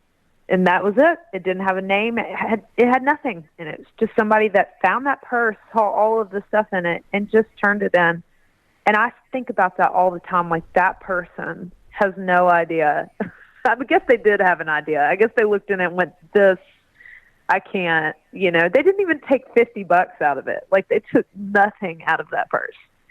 And I thought, I don't even deserve that kind of kindness. That story is I just amazing. thought, what have I done in my life to be able to have this kind of luck? Honestly, I mean, it was really late, and I made my train as well, by the way. So, but I just was shocked. I just thought, oh my God, I'm gonna have to do so many good deeds to make up for this in the world of karma, because this is just. It was crazy. Yeah. Anyways, I'm really grateful for that one. And after that, I might have sprang for a taxi. Oh my God. I don't even remember what I did after that, except for set. I sat on that train and wrung my hands. Just, oh my God. That probably would be one of the most scared moments I was in my whole life too. Oof. Because I was the panic that I mean, you can imagine. Every single dime that you make. And I think I was like towards the end of the tour, and I'd been gone like 6 weeks or something. It was like, it would have been my whole tour just gone, you know. It was everything I had made, everything. It was so unbelievable. I was so grateful. That story nearly gave me an anxiety attack. I know. If that person ever is out there and hears the story, please let me at least give you $50 out of it. No, I'll give you a big hug, you know, because now I'm unemployed, so I can't even give you anything, but you should have taken it while you could. What's your favorite place to gig? Like country or general? I mean, it's your question to answer, but I'm usually sort of interested to hear about venues. Favorite venues. I really enjoy playing theaters whenever I can, but you know, that's not always a luxury that you get to have. But I do really enjoy theaters because it feels like a real show. You know, there's nothing about it that just totally sucks usually whenever you get to play those kinds of shows, and you feel like people are listening. But you know, there's something really magical to me about playing in England. As many complaints and griping as I do about England, because it really can be a hard place to tour, because it's just, there's a lot of surprises every time you're there. I really enjoy England. They are so appreciative of music. I would say my music, but I wouldn't be pretentious enough to think that that's just me. I think that's just how they are, you know. They're very amazing fans, you know. They're just really loyal and devout, and I could play just about anywhere in England and feel special and feel wanted and feel like people really came from far and wide to see me play. Along with that, in the UK, I will add just a little side note on that. One of my favorite places to play in general is in Scotland, because it's creepy there. I like to play all the super creepy venues in Scotland. I like to get all the castles in that you can get. There's a place called the Voodoo Rooms up in Edinburgh, which is just like I could live there. It looks like Dracula's castle. I love playing in Scotland. It just feels so historic and amazing. But in general, I would say England is it's a special place for me. That's just me, though, because it's a place that I started out playing, and it feels like home to me, which is why I recorded my live record there. Yeah. Did you ever play the Luminaire? No, I don't think so. Where was that? It was dead between two obscure train stops in London. I can't tell you where it was. I wish I had a. No, wish I could phone a friend right now because it was just because my two closest friends in the UK came to my show there, and it was great. And the band that we played with that night was I Love You But I've Chosen Darkness, which had two like rabid 5'8" fans in it, and there were these two. They're from Austin. There's two guys in the band staring at me the whole time. I'm like making a cup of tea in the dressing room, and finally I was like, "Am I making tea wrong?" I thought they were English, and then they had these like Southern accents. Yes, like, you are making tea wrong. Yeah. They're like, "You're the dude from 5'8", and I was like, "Who the fuck are you? What the hell's happening?" Yeah. And the name of the band is I Love You, But I've Chosen Darkness. Yes. What a great band name. I'm going to write a book called that. I hope they're fine with that. They were lovely, and they played a great show.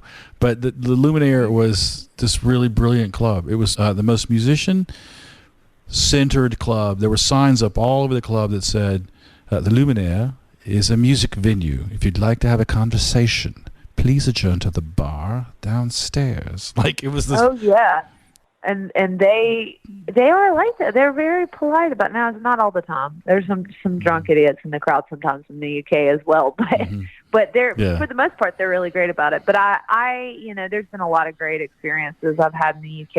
I mean, all of the well-known famous people that have ever shown up to my shows was in the UK, and I don't know if that's just because they were bored or what, but anytime I've ever had like a really like, oh my God, this is a groundbreaking moment for me, this person's in the audience, it's always been in the UK. I don't know why that is, but they're just, I don't know, they're just a really amazing fan basis over there, or just music lovers, and music venues that are, for music lovers. That being said, there's plenty of places all over the world that are like that for me. You have plenty of countries that have amazing places and amazing fans, but something about the UK, it's like those people I've seen for 10 years now at my shows, and they keep coming back and hearing the same songs. So right. I love them. It holds a really special place in my heart. And there's a little place in London that always I really, really love to play. It's called the Green Note.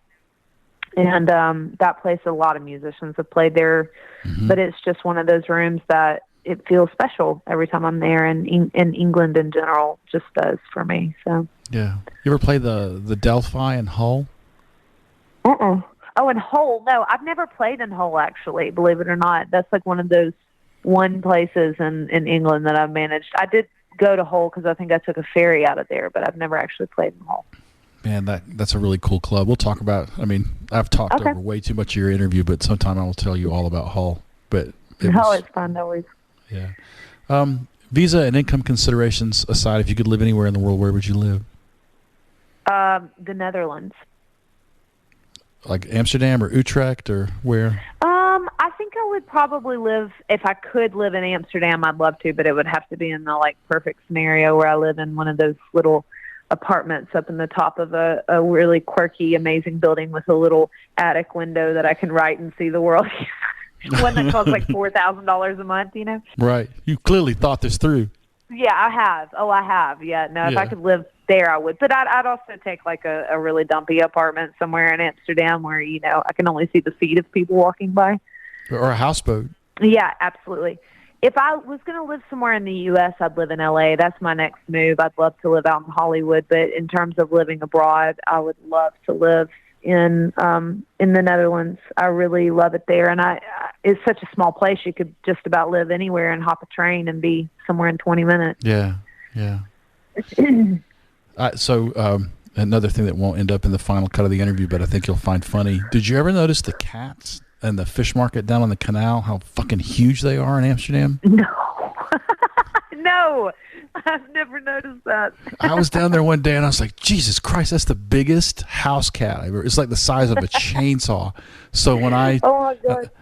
And I'm not a cat person, but I rescued a cat out from under a dumpster outside a practice space one time because I just couldn't stand to watch it die. It was like August in Georgia. It was like 9,000 degrees. Yeah. And And there was no cover except for this dumpster, and there was this like scrap of lint living under the dumpster, and I was like, I gotta help this cat.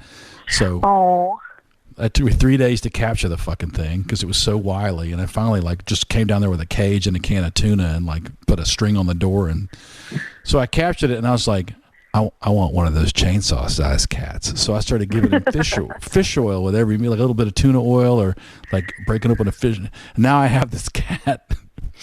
He's so fat big. As can be.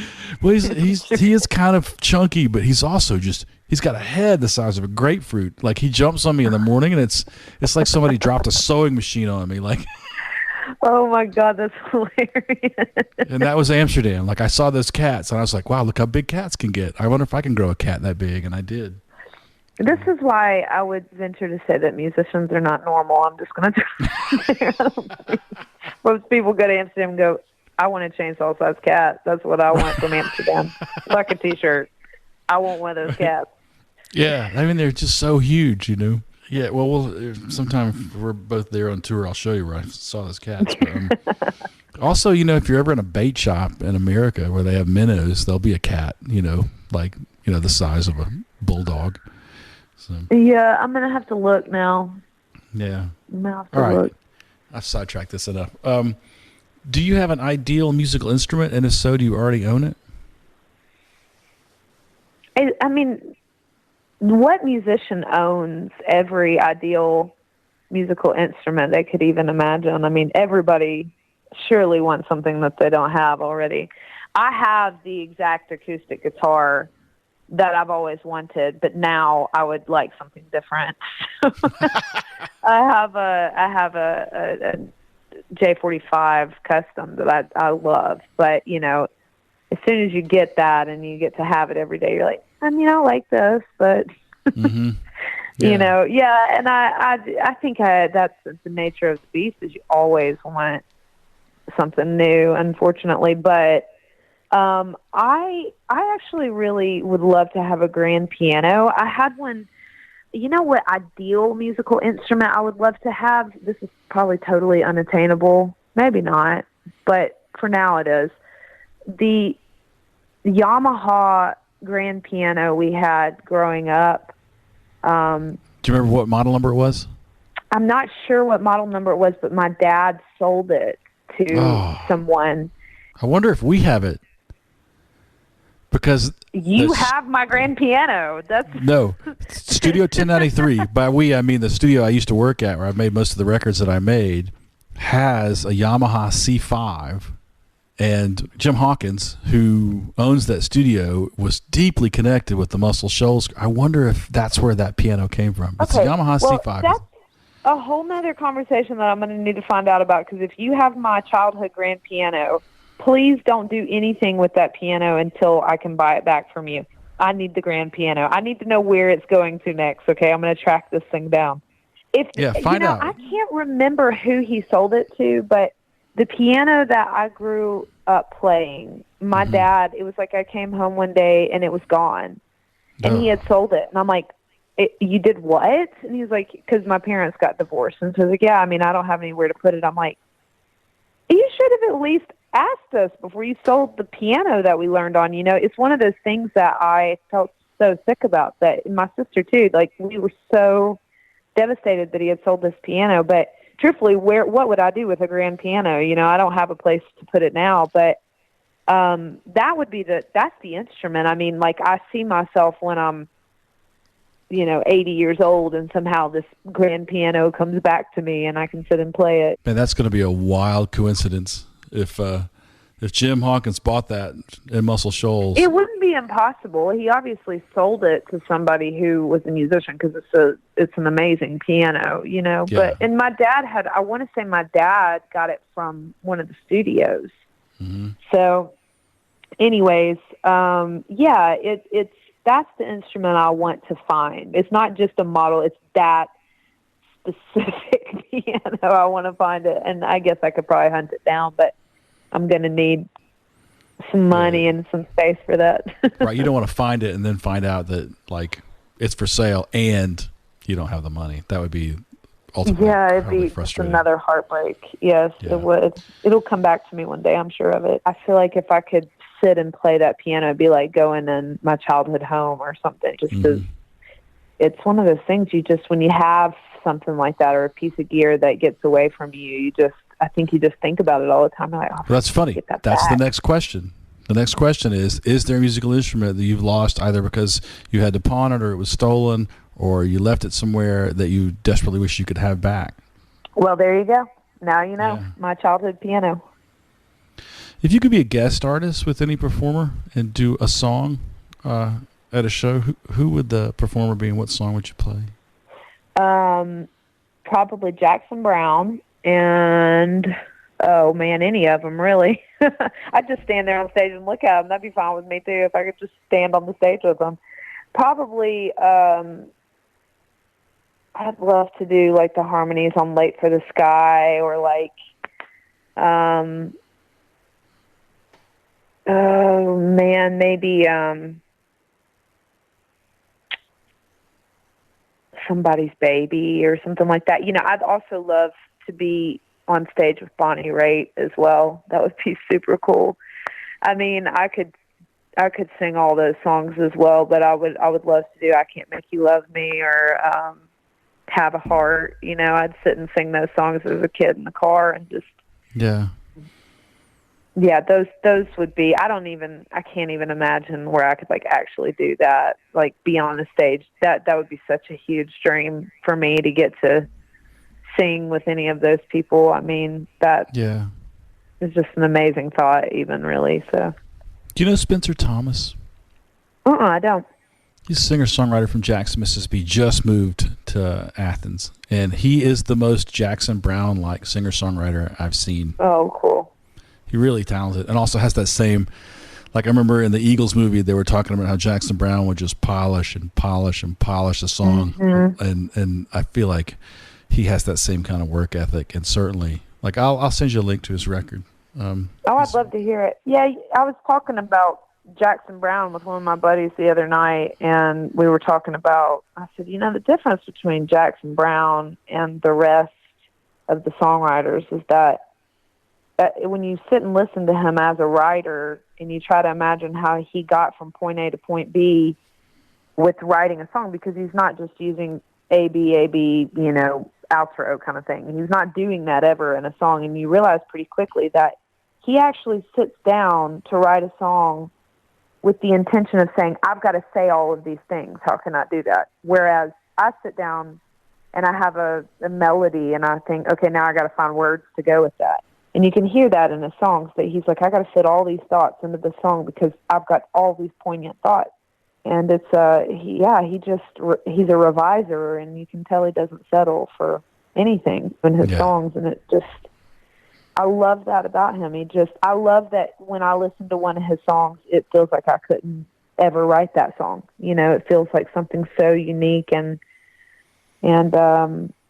so poignant that I don't feel like I could ever get to that point where I would have those thoughts and put them together the way that he does. I love those performers that make you feel like it's all just magic. Yeah, exactly. Like, how did you conjure that? Yeah, how did you get to that point? Yeah. Because I really sit and learn Jackson's songs sometimes and think, I would never go to that chord, and I would never find that like counter melody for that. I would never be able to do that. And I like that because I want to be blown away by something. I want to feel like I can't do it. If it's going to be my favorite singer-songwriter, it better be something I don't ever feel like I could, even in all my years, I could accomplish. And that's how I feel about him. Yeah. Last question. You can imagine a taxi that can go anywhere in time, and anywhere in the world, and you got into that taxi, you said to the driver, hey man, take me home. Where is home?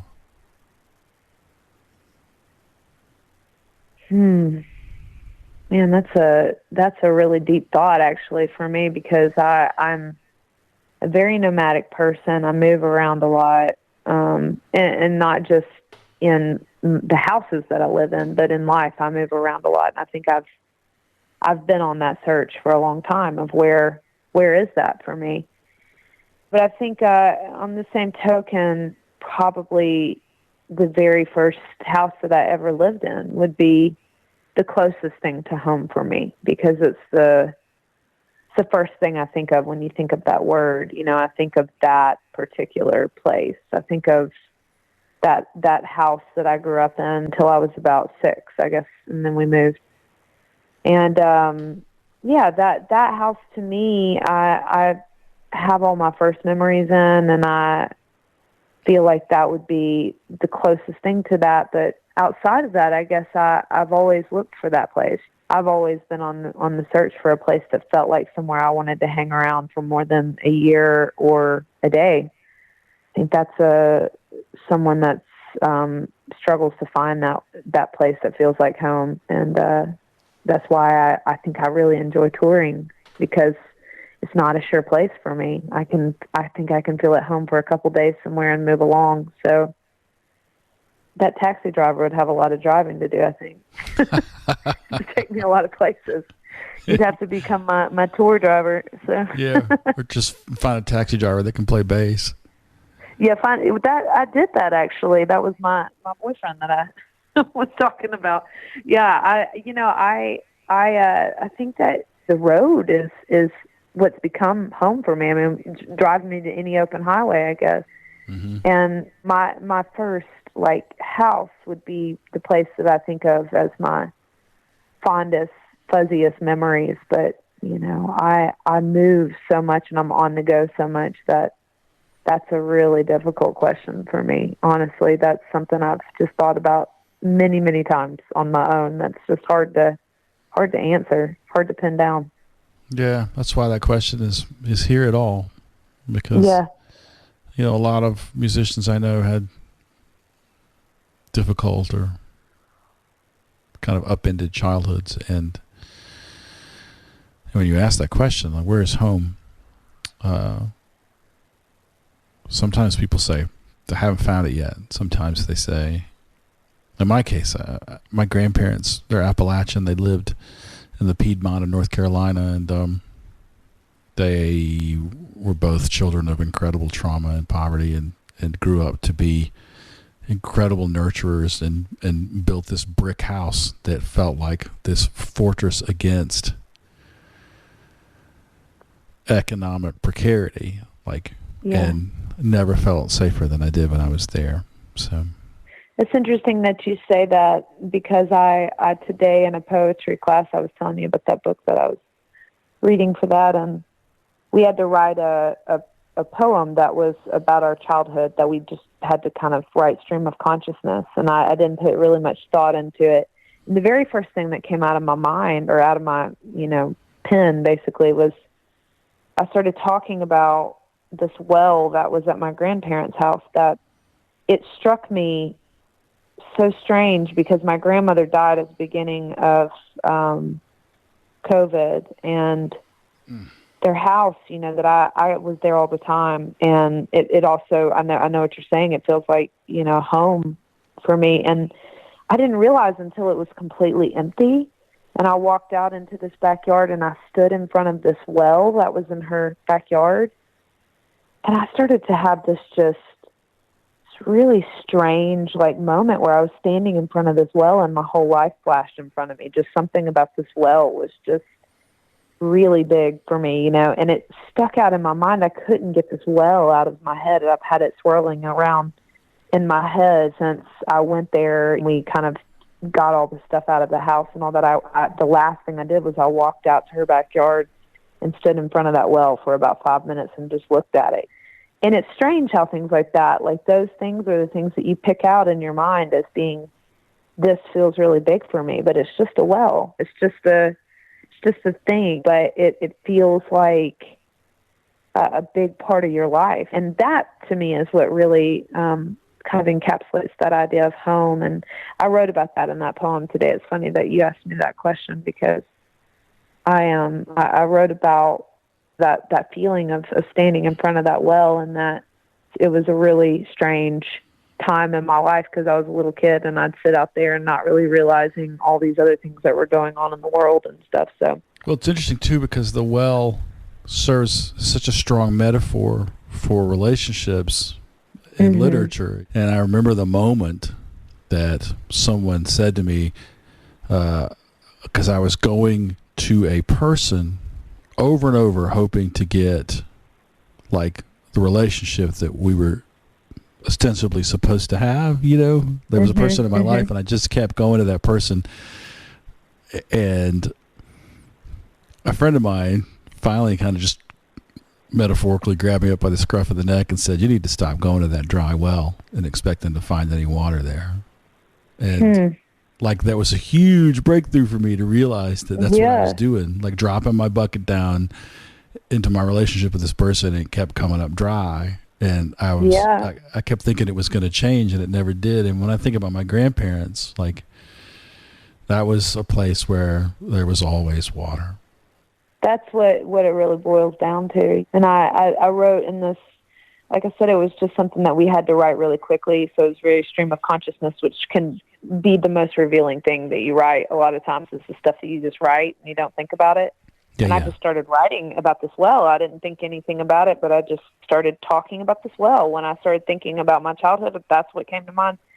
And I stood back and read this poem and realized that I don't think if I had put all my hours of the day into thinking about this, why I stood in front of that well, I don't think I could have come to the conclusion that I actually came to without thinking about it at all. But I realized that the reason why is because that moment in time when I would go out there and play at that well, and I would go and make up this make-believe world that was out there and all that, there was like the house was on fire behind me, basically. It was like there was all these things that were going on that I just had no idea.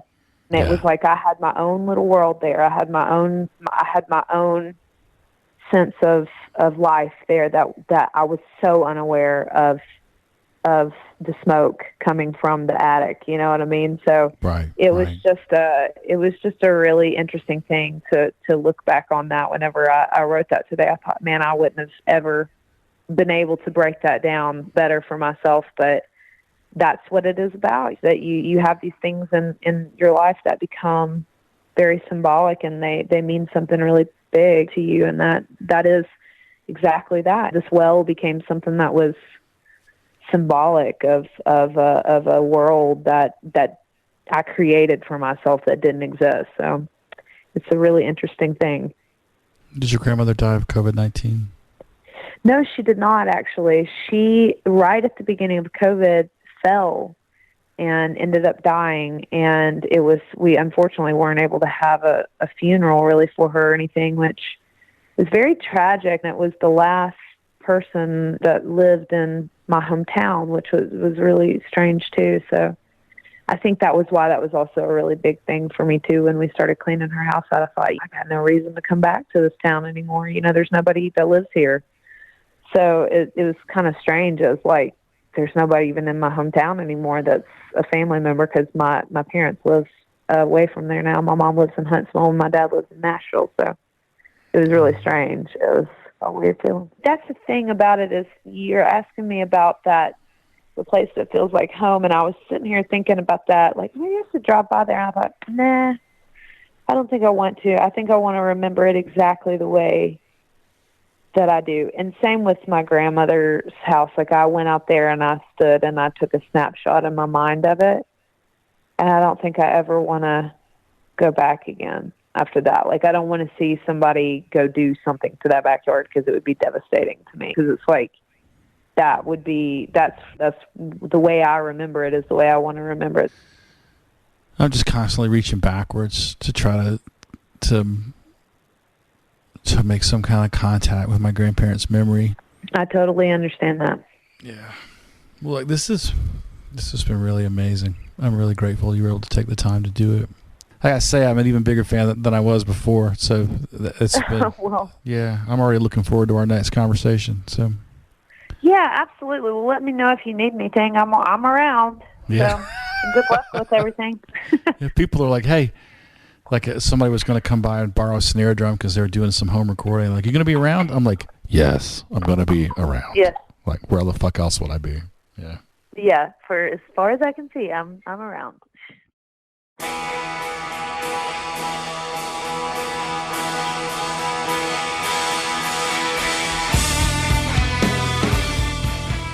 Isn't she cool? I feel like she's just really fucking cool. I don't know exactly what it is about talking to her that makes me so happy, but I do know that I feel like we're comrades because we share that experience of endlessly touring, sleeping on floors, eating whatever food gets put in front of us. That lifestyle is special, and it's hard, but you bond when you live it with other people who've lived it, and she has lived it as much as anybody I've ever met. I want to thank Jake Kreger. Jake Kreger is the de facto producer of the show. He's an amazing drummer, but he was also the guest on the very first episode of Crash and Ride, and ever since then, he has sent me show notes to help me make the show better. If the show is better now than it was the first time you heard it, that is due almost entirely to the efforts of Jake. Jake also created and maintains the YouTube channel, so if there's an episode you're looking for and you can't find it, you can always check YouTube because we have every single episode we've ever released there, and they'll be there for as long as there's a Crash and Ride podcast.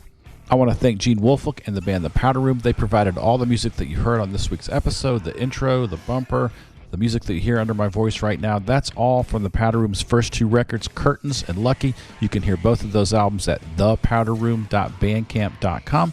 I also want to mention that Bubba, the bass player from Powder Room, Bubba McDonald, who is an extraordinary bass player and an even better human being, is now officially a daddy. If you heard last week's episode where I talked to David Pajo in the outro, I mentioned that Bubba and his sweet, beautiful wife were expecting. Well, their daughter is here. Eloise Catherine McDonald came into this world at 7:12 a.m. this morning. Welcome to the world, you beautiful, beautiful girl. Everybody is healthy and happy, and I'm just so excited for that. I'm all emotional again. It's happened last week. Now it's happening again. Just really, really kind, beautiful people having a baby. I don't even know what to say. Congratulations, you guys. You know, I toured all over the Southeast and up the East Coast with Bubba in the Powder Room and never heard him say an unkind word to anyone. And I just think he's going to be such a great dad. All right. Thank you for listening. Thanks to our supporters on our Patreon page at patreon.com/crashandride. Some of you have chosen to make a small donation to help the podcast keep going. And in addition to the little amount of money we make from ads, that's kind of how I'm paying rent and bills right now. So I'm really grateful. And I hope that you're hanging in there. I know there's a lot of you that are struggling because our livelihood has gone away for now. Or you're someone who's working a part-time job trying to make ends meet and you're exposed to the public and the public fucking sucks. Hang in there. We're going to get through this thing. Please stay healthy and stay alert. And God, I hope things get better soon. So until we speak again, take care of yourself. Be kind to yourself. Ask for help if you need it. Go see any live music that you can as long as it's safe. Support your favorite band, and remember, loud guitars save lives.